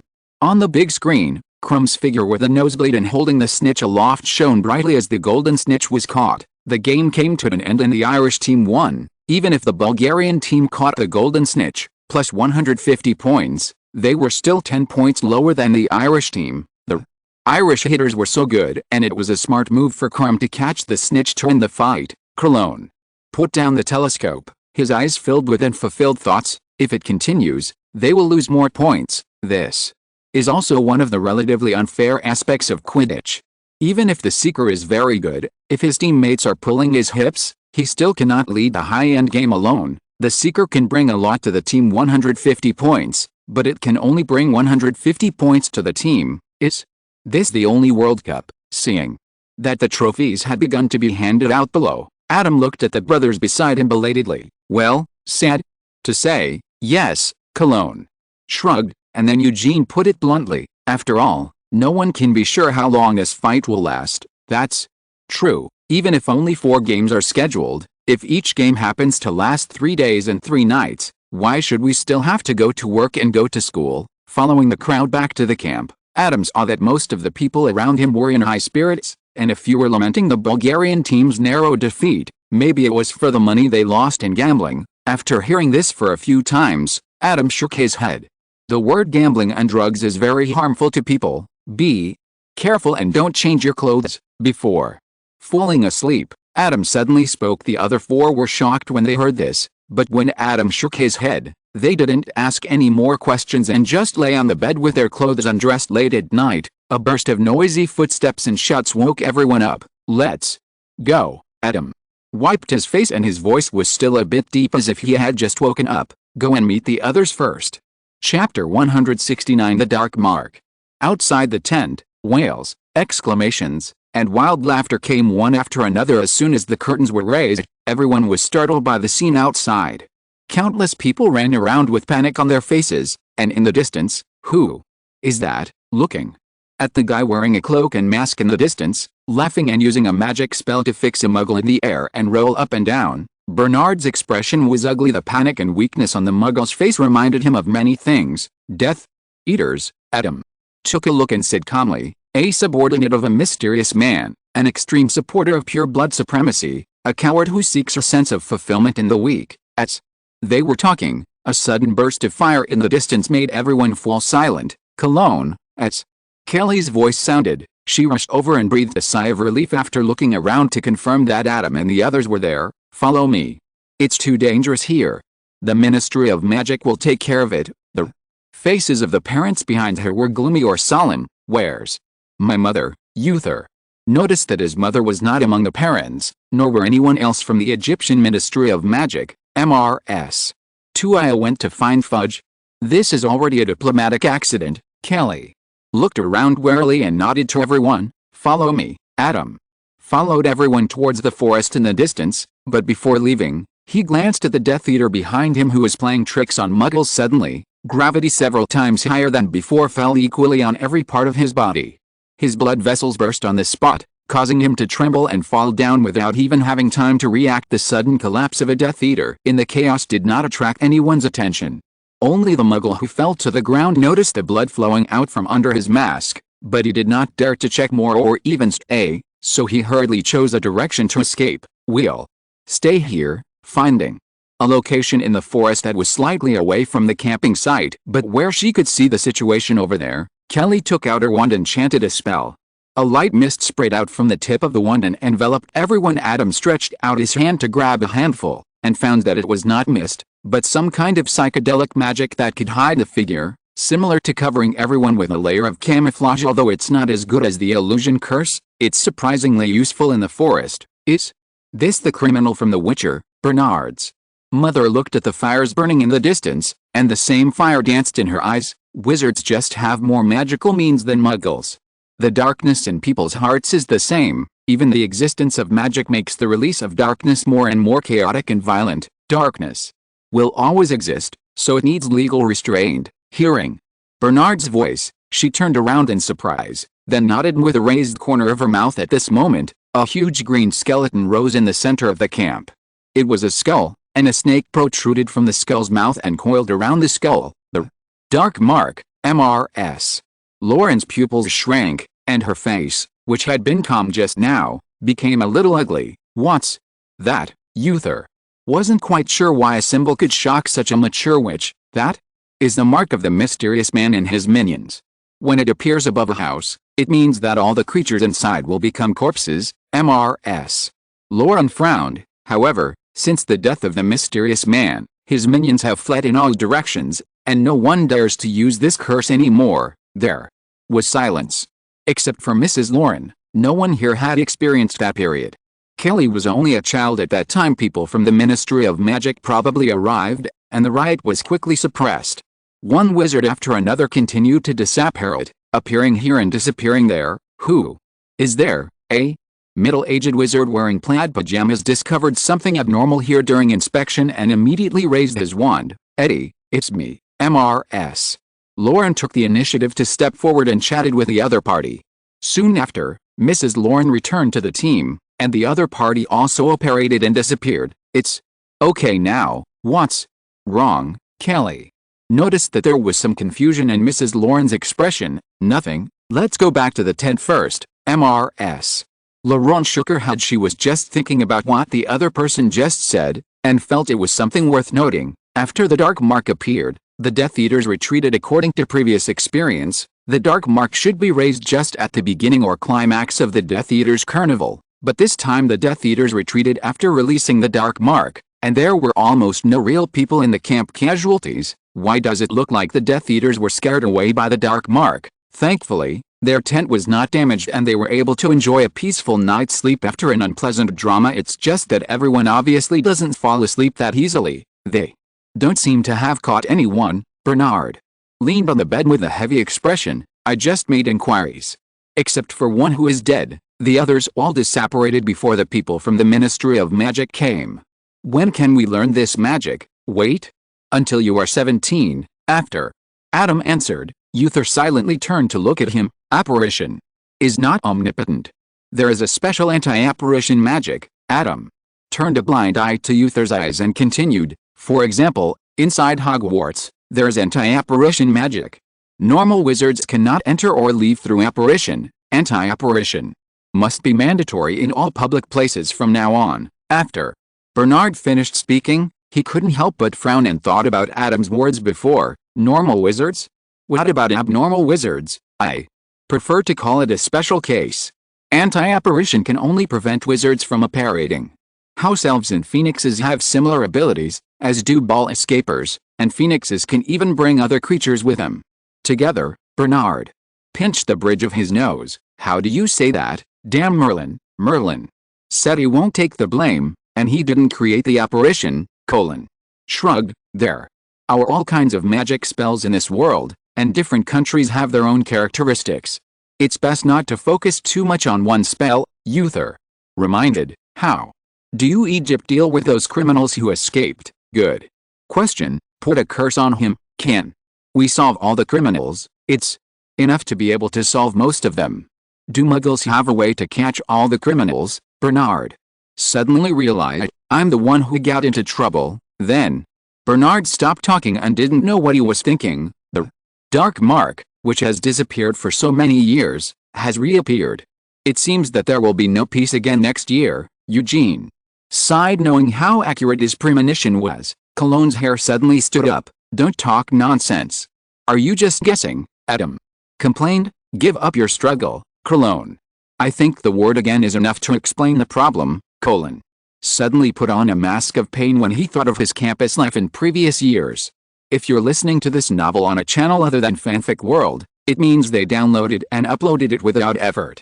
We cordially invite you to visit our channel, Mundo Fanfic Novelist. There you'll find the original version of this story, and you can explore many other novels of various genres. We're waiting for you to immerse yourself in a world of incredible novels. Chapter 170. Adam has no shortage of dancing partners.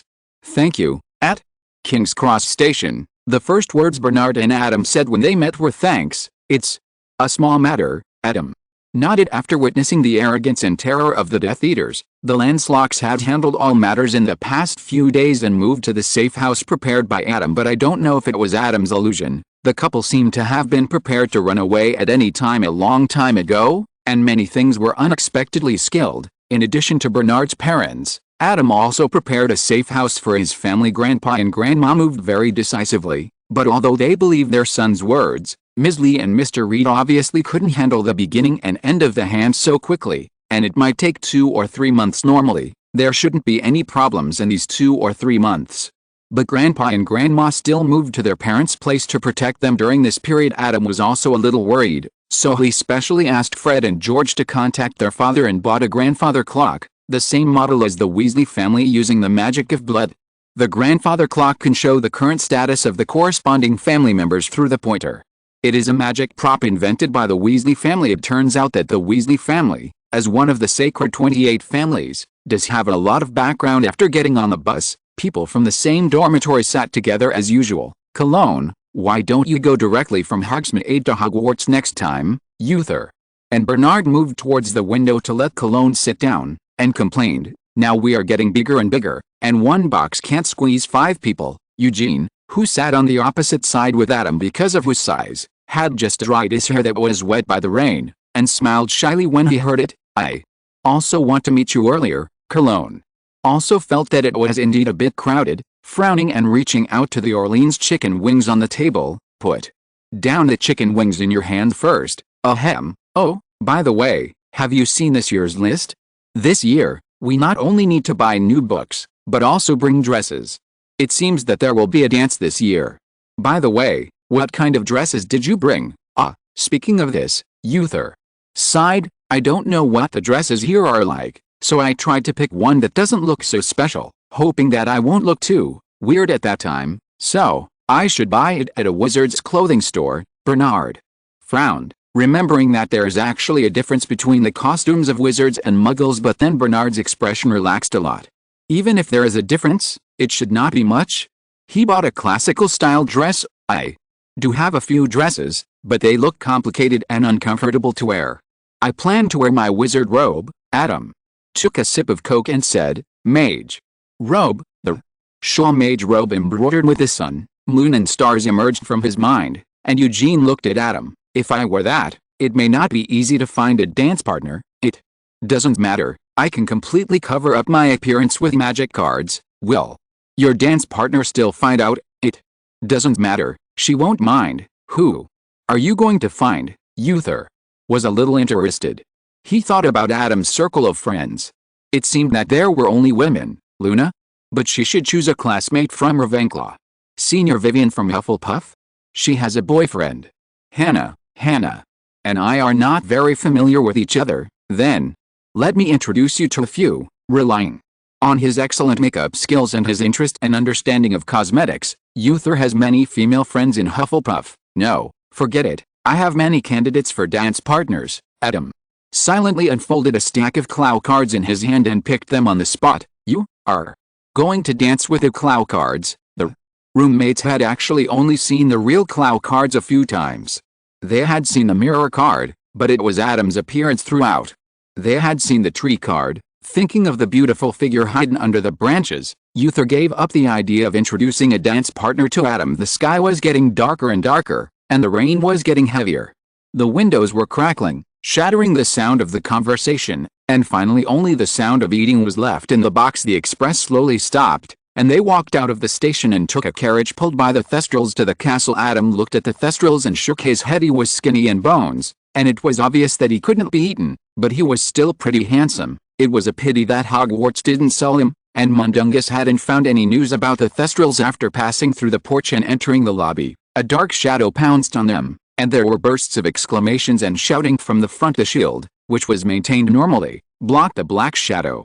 The black shadow exploded instantly, attracting the same exclamations as those in front. Adam frowned. It was a balloon filled with water. Ha ha ha. Take my shot. Peeves was doing somersaults in the air, throwing 3 balloons filled with water in his hands like an acrobat. He laughed and lowered his head, meeting Adam's eyes. Exclamation mark. Peeves threw the 3 water balloons casually and was about to run upwards, but it was too late. It seemed as if an invisible hand appeared out of thin air in the air, erasing the 3 water balls and Peeves with an eraser. In the end, only a shrunken head of Peeves escaped because he ran into the ceiling in advance. No one present noticed that Peeves was wrong, and they just thought that he ran away after playing a prank like every time before sitting down in the auditorium. Adam looked at Hagrid, who replaced Professor Scamander in the teacher's seat, and couldn't help sighing. Fortunately, he still kept in touch with Professor Scamander through letters, and occasionally he could communicate through the portrait in the contact book when there was an emergency. Speaking of which, Professor Scamander also invited him to be a guest. I hope to see Thunderbirds. Those handsome big guys are too rare in Europe. The sorting ceremony went on as usual. After applauding the new Hufflepuffs, and finishing the dinner, Professor Dumbledore began to announce this year's matters. The order has changed, probably because there are too many things to announce this year, Cologne muttered in a low voice. Something else needs to be announced. It seems that something will happen again this year.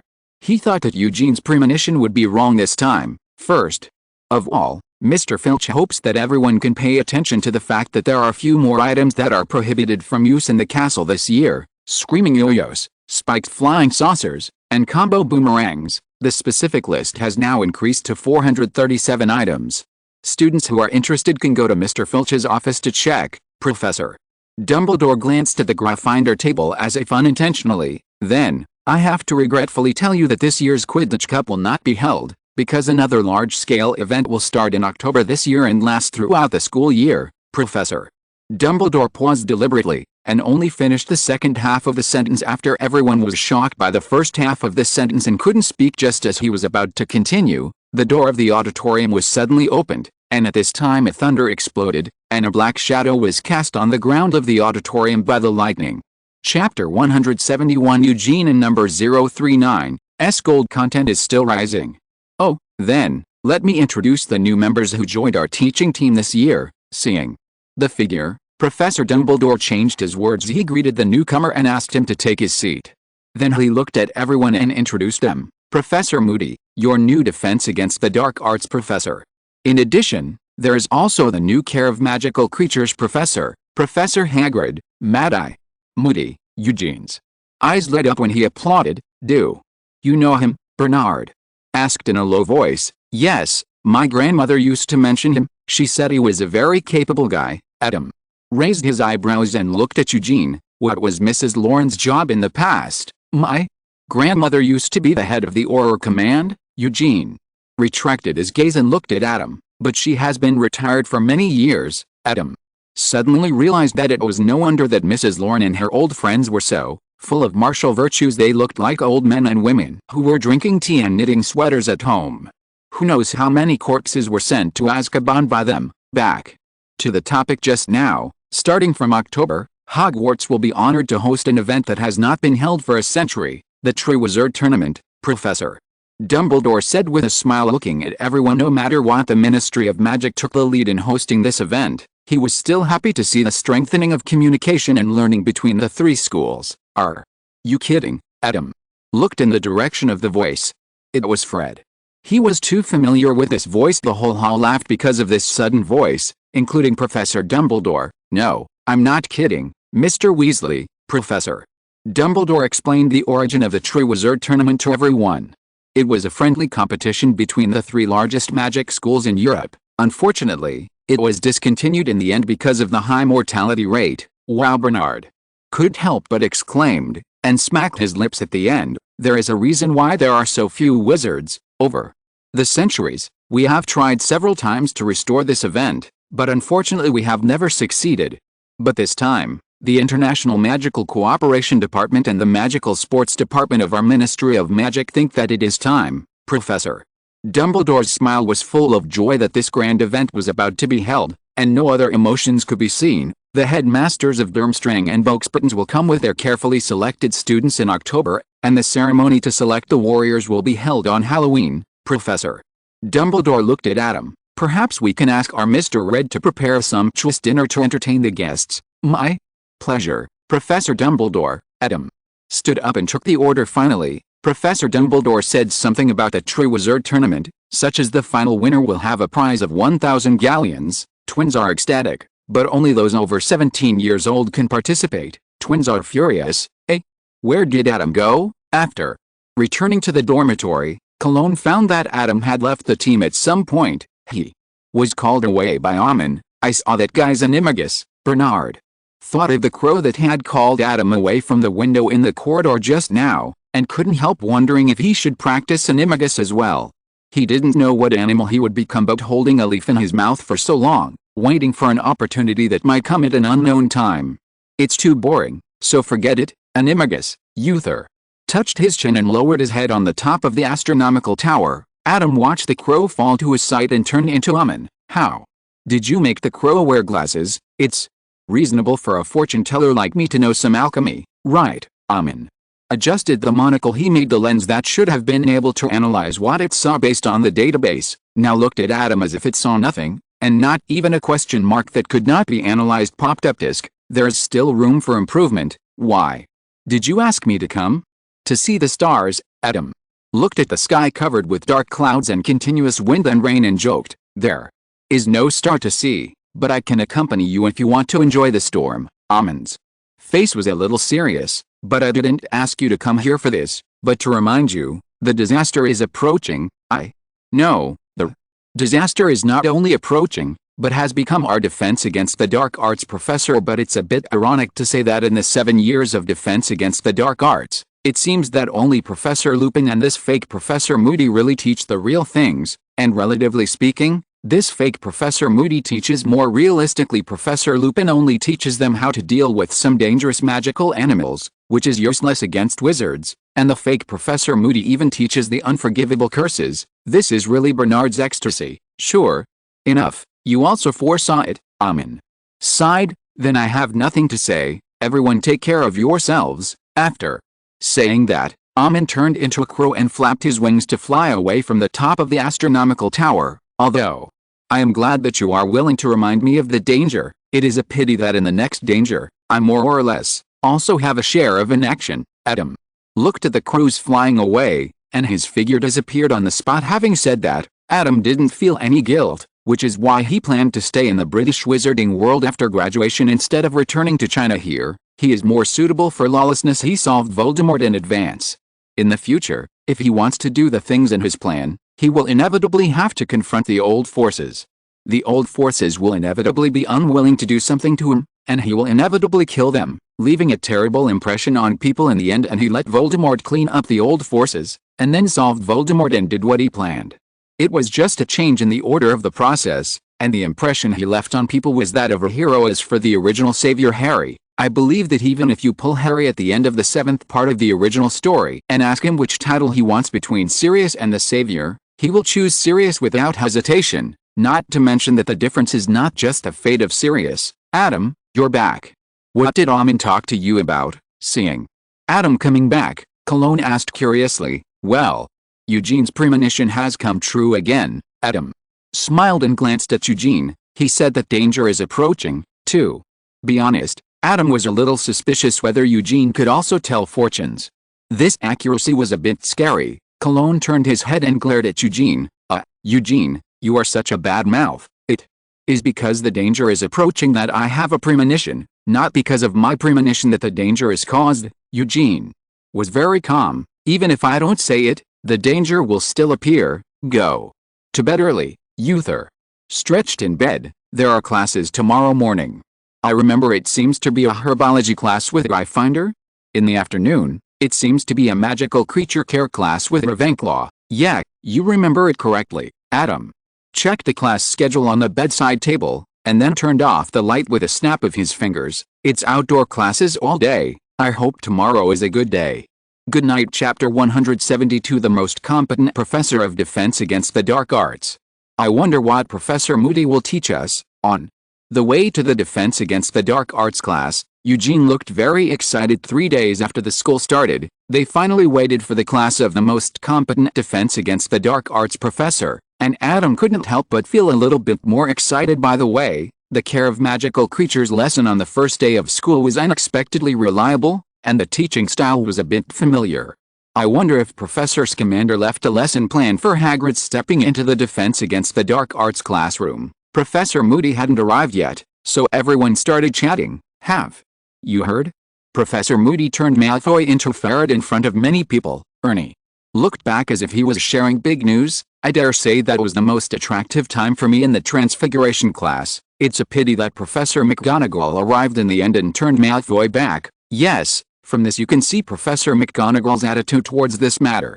If you learn the Transfiguration curse with the purpose of turning people into stoats, I'm afraid you will be the next one to be turned into a small animal.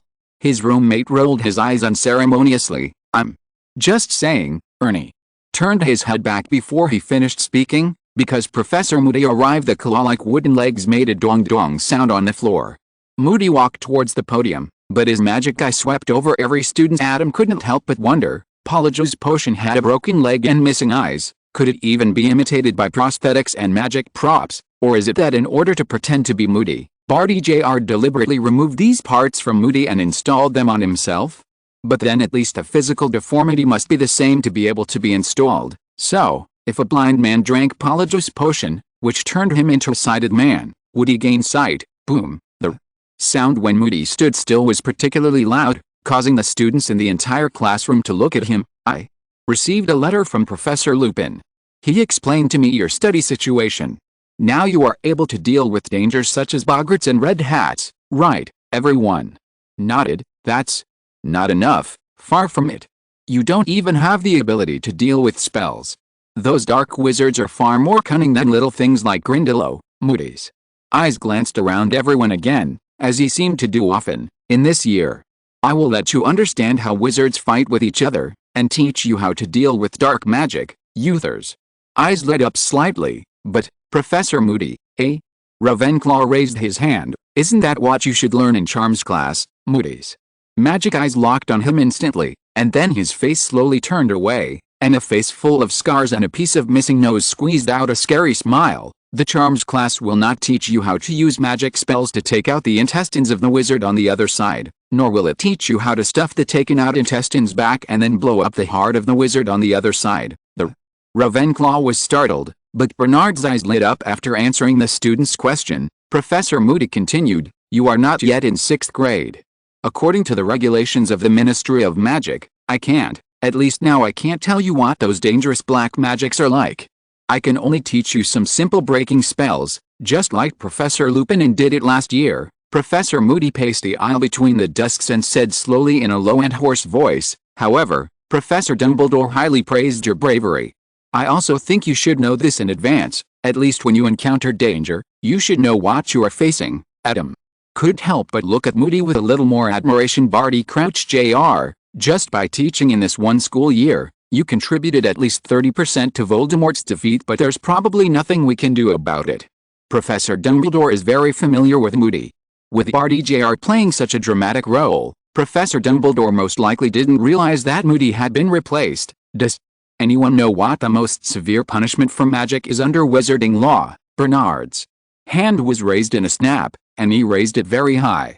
This enthusiasm was outstanding even among Ravenclaws. You say, as expected, Professor Moody hit Bernard. The Cruciatus Curse, the Death Curse, the Imperious Curse, excellent. What's your name? Bernard Lancelot, Professor. Moody raised his lips and looked very excited. After looking at the roster, he said appreciatively, yes, these 3 curses are called the Unforgivable Curses. He walked behind the podium and took out a glass bottle with 3 spiders in it from the drawer. This sense of deja vu was a bit strong, and Bernard couldn't help but glance at Adam. Professor Moody opened the bottle cap, grabbed a spider and put it in his hand. He looked a little excited.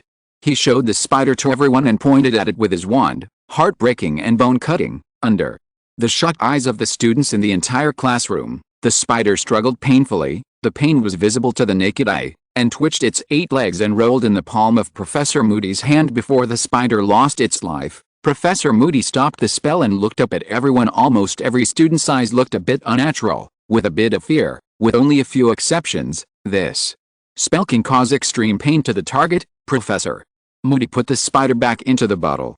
The spider shook its legs a few times and lost the strength to stand up. With this curse, there is no need for any torture tools. This curse was once very popular. He grabbed another spider and put it in his hand. Professor Moody showed it to everyone again. The soul is out of body. The spider, which was originally a little scared when it came to a strange environment, suddenly settled down, then started to dance unsteadily like a drunk, and finally stood up on only its last 2 legs. Complete control. Doesn't it look much gentler than before, Professor? Moody showed a ferocious smile. But what if it controls you? You controls you to kill your family members? The faces of those who were ahead all turned pale. Of course, it is not easy to control a person to cast a spell. It requires a lot of practice, but it will be much easier to control a person to jump from a tall building. Professor Moody seemed to be trying to comfort everyone, but it obviously had no effect and only made people think more. Controlling the second spider to jump back into the bottle, Professor Moody took out the 3rd spider. No way. Cologne watched him raise his wand and couldn't help mumbling. Eugene's face was stern and his brows were furrowed. Avada Kedavra. Chapter 173. Little Barty, the Pillar of Righteousness. With a dazzling green light, the spider turned into posture with its legs in the air, lying motionless in Professor Moody's hand. The students in the entire classroom looked at the spider, so quiet that they could barely hear their breathing. The death curse, the most terrifying curse, Professor Moody raised his head and said, the most irreversible curse has no solution and no way to resist it. Only one person is still alive after being hit by the killing curse. Yes, that is your classmate, Harry Potter, Professor.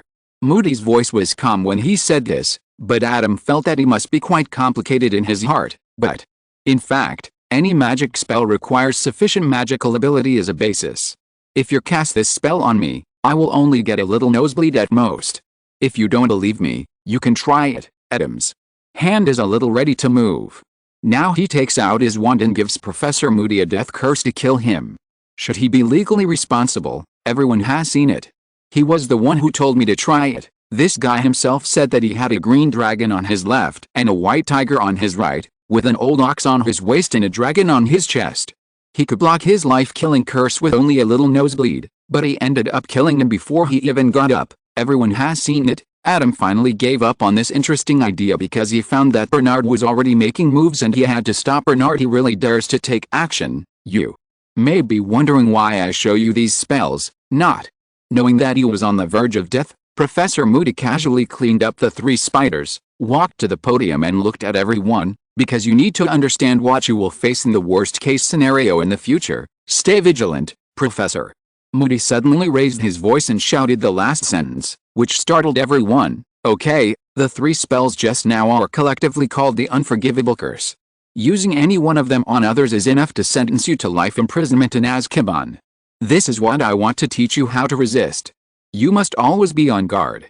Take out the quill. Professor Moody, who entered teaching mode, was truly the most dedicated defense against the dark arts professor that Adam had ever encountered. At least this was the first time he'd learned how to ward off dark magic in this class, although the prerequisite course was dark magic itself from the perspective of a talented dark wizard who has passed all 12 OWLs, joined the Death Eaters while in school, and gained Voldemort's trust. Barty Jr.'s defense against the dark arts course is concise and practical. No wonder no one has ever doubted him. Even if Moody himself comes, he may not be able to teach as well as him. There's something wrong with Professor Moody. Back in the dormitory, Eugene sat on the bed, frowning. After thinking for a while, he stood up and took out a quill and parchment from the cabinet. I'm going to write to Grandma and ask her. The Alastair Moody she talks about is not someone who would cast the unforgivable curse in front of the students. However, to Eugene's dismay, Mrs. Lawrence replied did not think there was anything wrong with Moody. She said that Moody had become a little nervous during his intense horror career, and that casting the unforgivable curse on a spider was not too outrageous. Eugene was a little disappointed. This was nothing like the heroic horror he imagined. Adam couldn't help but sigh that Barty Jr. was really good at acting. Being a Death Eater was really a waste of talent, so he might as well act. I support your grandma on this, Eugene. Maybe your feelings are wrong this time. Bernard lay with his upper body lying on the bed, his feet propped up on the bedside table, reading the class notes of the Defense Against the Dark Arts class with relish, recalling the use of the unforgivable curse and the techniques to resist it. While watching, he was practicing his spell-casting movements with a slender biscuit covered in chocolate and chopped almonds. I also don't think he is fake. After taking off his robe and hanging it on the hanger, Uther sat on the bed and recalled, with his knowledge of the unforgivable curse, if he is not a senior Auror who has dealt with dark wizards for many years, what else can he be? It can't be a dark wizard, right? Uther couldn't help but frown. First-year Defense Against the Dark Arts professor, a dark wizard who works for a mysterious man. The second-year Defense Against the Dark Arts professor, a dark wizard who plagiarized adventures using the Oblivion Curse. A third-year Defense Against the Dark Arts professor. The textbook includes instructions on how to defend against werewolves. If there is a problem with Professor Moody this year, then it doesn't seem impossible. But if he wasn't Mad Eye Moody himself, who could it be? Moody's twin brother, Colin, who was doing his homework, couldn't help but remind, he has been staying in Hogwarts Castle. He can't be a born metamorphmagus, or have been drinking Polyjuice potion, colognes. Voice weakened, and he suddenly remembered that Professor Moody seemed to only drink water from his pot. But who could say for sure that it must be water? No way. Bernard retracted his legs from the bedside table, sat up straight and looked at a notebook in his hand. Could this be what the Dark Wizard taught? Wait, isn't what the Dark Wizard taught better? From personal experience, there is no difference between a senior Dark Wizard and a senior Auror. Bernard lay back again. Eugene frowned. These doubts weren't really doubts at all. Those who are familiar with Moody's don't think anything is wrong. which means that Moody's would do the same thing, but there is another way. Adam, do you think Professor Moody has a problem? Maybe, but his teaching quality is really high, isn't it? Adam didn't tell his roommates directly, because he was afraid that their acting was not good enough, but after hearing his answer, everyone basically had some idea in their hearts. Adam is right. Even if he has a problem, at least we should wait until he finishes teaching us. Bernard agreed with Adam's words, but the Triwizard Tournament is about to start. Eugene frowned. Is it really a good idea to keep the problematic defense against the dark arts professor in this situation? Maybe he is here for the Triwizard Tournament? Don't worry about him. At least the situation is good now, isn't it? Adam raised his mouth. What did Barty Crouch Jr. do in total? He laid the foundation for Harry to become an Auror, taught Harry how to fight dark wizards, and teleported Harry to resurrect Voldemort, causing the resurrected Voldemort and Harry to have the same blood flowing in their bodies, continuing the protective magic of blood. By this calculation, in just 1 year, Bartlett's contribution to Harry's growth and Voldemort's defeat in the future is more than 30%. Adam only needs to remove Cedric, who is innocently implicated, from the last scene. Bartlett's actions throughout the whole process can be called a friendly army among friendly army. Why not keep him? Out of trust in Adam, Eugene nodded and no longer obsessed with Professor Moody's true identity. Chapter 174 Guests from the South and the North. On this day, Adam fed Aries and Hedwig at the Owlery. Harry, did it feed you? Looking at Hedwig, who was eating happily, occasionally raising her head and barking twice as if to accuse her unscrupulous owner, Adam sighed and reached out to touch her feathers. Good girl, eat more. I will bring you a portion from now on. Where can serious owls eat the feed at Hogwarts? Hogwarts is seriously short of manpower, not to mention that everyone has different types of owls, so how can they have the energy to prepare feed for each type of owl? What's more, Hagrid, who takes care of the owls, now has another teaching task, and sometimes he even forgets feed the owl. Adam has been coming to the owl house to feed Aries since he entered school, at least twice a week, which has attracted the collective envy of the owls in the owl house. It can be said that Adam also played a role that cannot be ignored in Aries' pursuit of Hedwig. Time passed by, and soon it was October, and the arrival of the guests from the other two magic schools was approaching. The professors had a rather big reaction to this.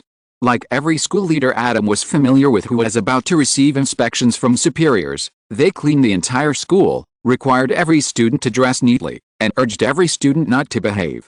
Show the bad side. The only difference is probably that the professors at Hogwarts choose to use magic to clean up themselves. Perhaps Adam should be happy that Professor Dumbledore didn't ask for a banquet in advance, nor did he dictate the dishes at the banquet. October 30th, the evening when the guests were about to arrive. Before entering the auditorium, the deans of the 4 colleges asked everyone to line up and check their appearance one by one. When my mother went to inspect, there was no big pomp. Uther couldn't help but complain, but he still adjusted the buttons of his shirt. Yet, Sapphire, huh? Adam, why are you back? Adam walked through the crowd and came to the Hufflepuff team. Every dish can be prepared by a house elf. It's not Senior Newt who is here, so what kind of status can he serve in person? Adam covered up their whispers with sound cards and magic cards, so no one noticed their faux pas. Speaking of house elves, Uther raised his eyebrows. Have you seen? I didn't see it, but I heard about it. Adam shrugged. Hermione's, what's it called? Anyway, it's the organization trying to liberate house elves. It originally only promoted it within Gryffindor, but now it has started randomly recruiting people in the school. Uther wanted to continue this topic, but the door to the auditorium opened and he simply kept silent. This world doesn't seem to be a complete movie world, Adam thought after taking a seat. If it were the movie world, Bugsbuttons and Durmstrang would have arrived at Hogwarts at the beginning of the term, and if it were a novel world, they should be waiting outside the castle now, and these people are clearly 70% to 80% similar to movie actors. A hybrid world. Several differences between the movie and the novel flashed through Adam's mind, such as whether the betrayer was Cho Chang, or whether Grindelwald revealed the whereabouts of the Elder One. So in this world, it would be. While Adam was thinking, the door to the auditorium was open. Bugsbutton's students wearing blue slim-fitting clothes and shawls walked into the auditorium accompanied by butterflies. Professor Dumbledore greeted them, stopped in front of Madame Maxime at the end of the line, and kissed her hands. Dear Madame Maxime, welcome to Hogwarts. Although Professor Dumbledore didn't seem to bend down at all due to the height difference between the two parties, making this hand kiss a little less elegant. The smile on Mrs. Maxim's face was still very elegant. "It's nice to see you again, Dumbledore, Durmstrangs." Students were still waiting behind. Professor Dumbledore didn't chat much with Madame Maxime.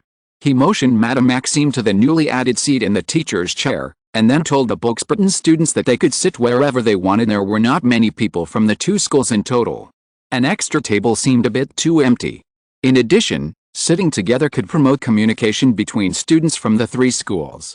Professor Dumbledore chose to let the guests sit with everyone. Together the Booksburton students looked at the 4 long tables and chose Ravenclaw, which had a smaller number of people. "Next, let's welcome our guests from Durmstrang." Following Professor Dumbledore's introduction, the door to the auditorium was opened again, seeing the Durmstrang student who was playing with a stick and shouting all the way in, and the last leading student from Durmstrang doing some floor moves. Adam had to use the magic card to cover up his figure again. "No more, I can't hold it in any longer." "Did Grindelwald also?" "PFFT, ha ha ha ha." After a good laugh, Adam straightened his expression, thinking more optimistically. Maybe Grindelwald was fired before he could catch up with the Triwizard Tournament. But speaking of Grindelwald, Adam glanced at Professor Dumbledore. Would he also think of this old friend? What would Grindelwald think if he saw this? "I was so lucky to be fired." Grindelwald, who saw all this in the side hall of the auditorium, rubbed his eyes, as if he had seen something dirty. Igor Karkaroff, the headmaster of Durmstrang, walked at the end, followed by Krum. The moment they entered the auditorium, a low-pitched discussion inevitably broke out in the auditorium. "That's Krum, now. Cedric has met his match." Cologne frowned. He didn't expect Krum to participate in this Triwizard Tournament. "I think the Triwizard Tournament should not be a Quidditch match. I have some confidence in the light of Hufflepuff." Bernard shrugged, but he was not too worried about Krum's presence. "Long time no see, Professor Karkaroff." Professor Dumbledore and Professor Karkaroff hugged each other. "Dear Hogwarts, long time no see." Professor Karkaroff looked around the hall first, then looked at Professor Dumbledore and said with a smile, "Dumbledore, my dear old friend, long time no see." Karkaroff was once a student of Hogwarts, and later he became a Death Eater. After he gave out a bunch of names of Death Eaters in exchange for his escape from prison, he went to Durmstrang. Professor Dumbledore invited Professor Moody to come, partly to keep an eye on him, but unfortunately Professor Moody was kicked out halfway with the same approach as before. The students of Durmstrang looked around and chose Slytherin, which now had the smallest number of people. "So, can we have dinner?" Eugene's hand was already on the fork. "I'm afraid we'll have to wait a while." Watching Filch holding a large wooden box and handing it to Professor Dumbledore, Adam tilted his head and whispered, "Would you like to eat some tomato sauce first? I can use a magic card to cover it up." "Forget it." Eugene swallowed hard, then sighed and looked at Professor Dumbledore. Chapter 175, Breakthrough of Time. Before the dinner begins, I want to explain the procedures of the Triwizard Tournament. But first, please allow me to introduce the two guests. Professor Dumbledore did not deal with the box first, but introduced Barty Crouch and Ludo Bagman to everyone. They were the director of the Department of International Cooperation and the director of the Department of Sports of the Ministry of Magic respectively. Adam glanced at Professor Moody, who actually looked normal. He's really the stuff of an actor. Next comes the part that everyone is most looking forward to, the selection of warriors. Professor Dumbledore tapped the top of the box with his wand.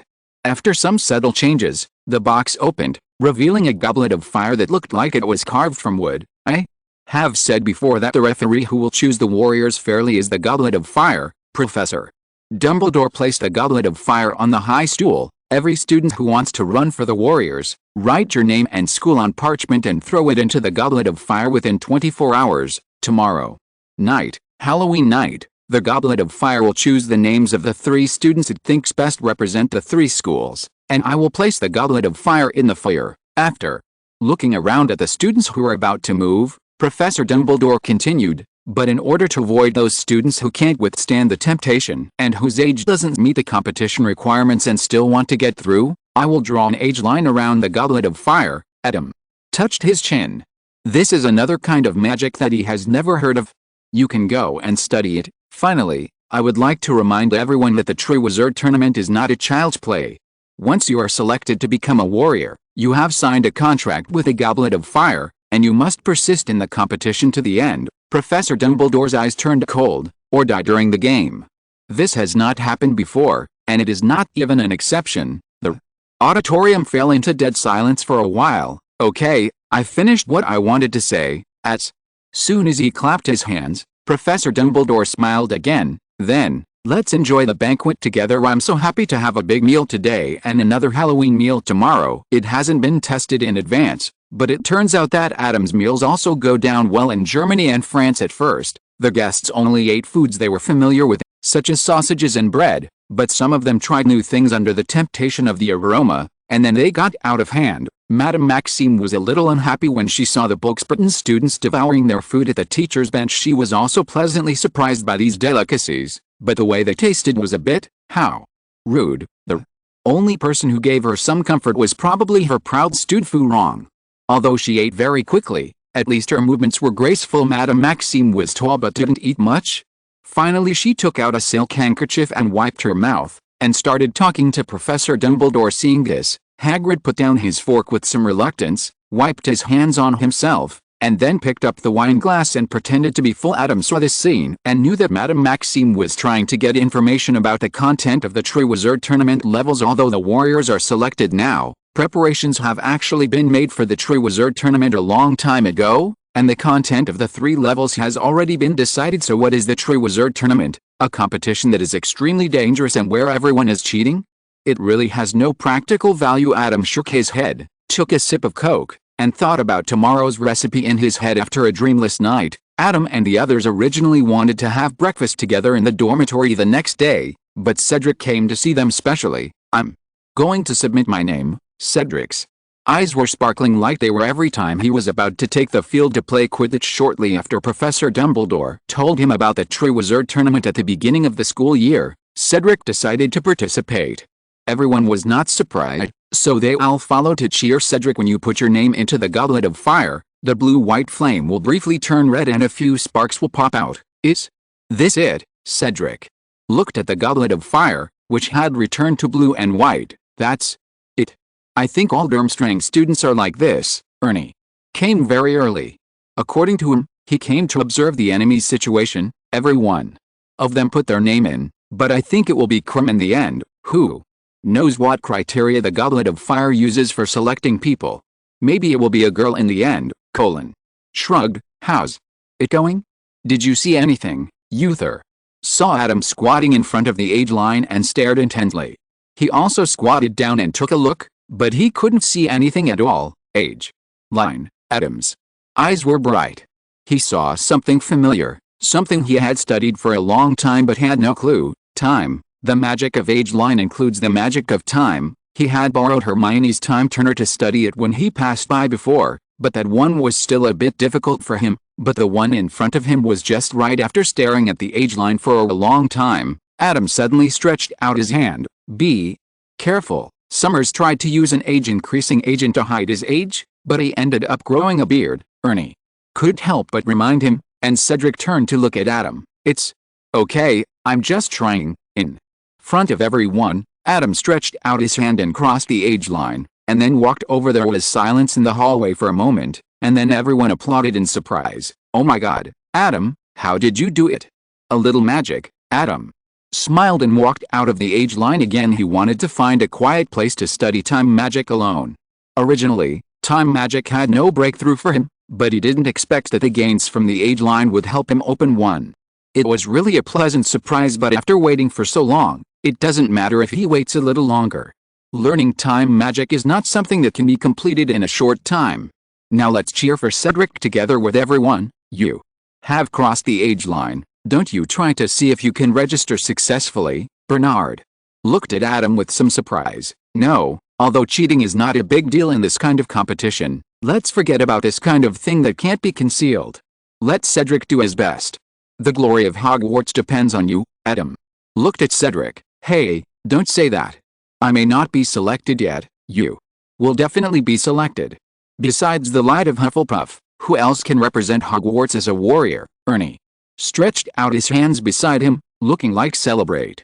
As a result, Zhang happened to come over after hearing the news, making Cedric blush with shame, and dragging everyone to run to the hall. The Halloween dinner was very sumptuous. The dishes prepared by Adam were very different from yesterday, with a lot of pumpkins added, but everyone was obviously a little tasteless, especially after the goblet of fire was brought into the hall. Everyone put down their tableware and looked at the goblet expectantly. End of this chapter. Thank you very much for reaching the end. Don't forget to like. Looking for more exclusive content and immediate access? Subscribe to our Patreon. Remember, every like, subscription, or donation encourages us to continue. Thanks to everyone. See you in the next video.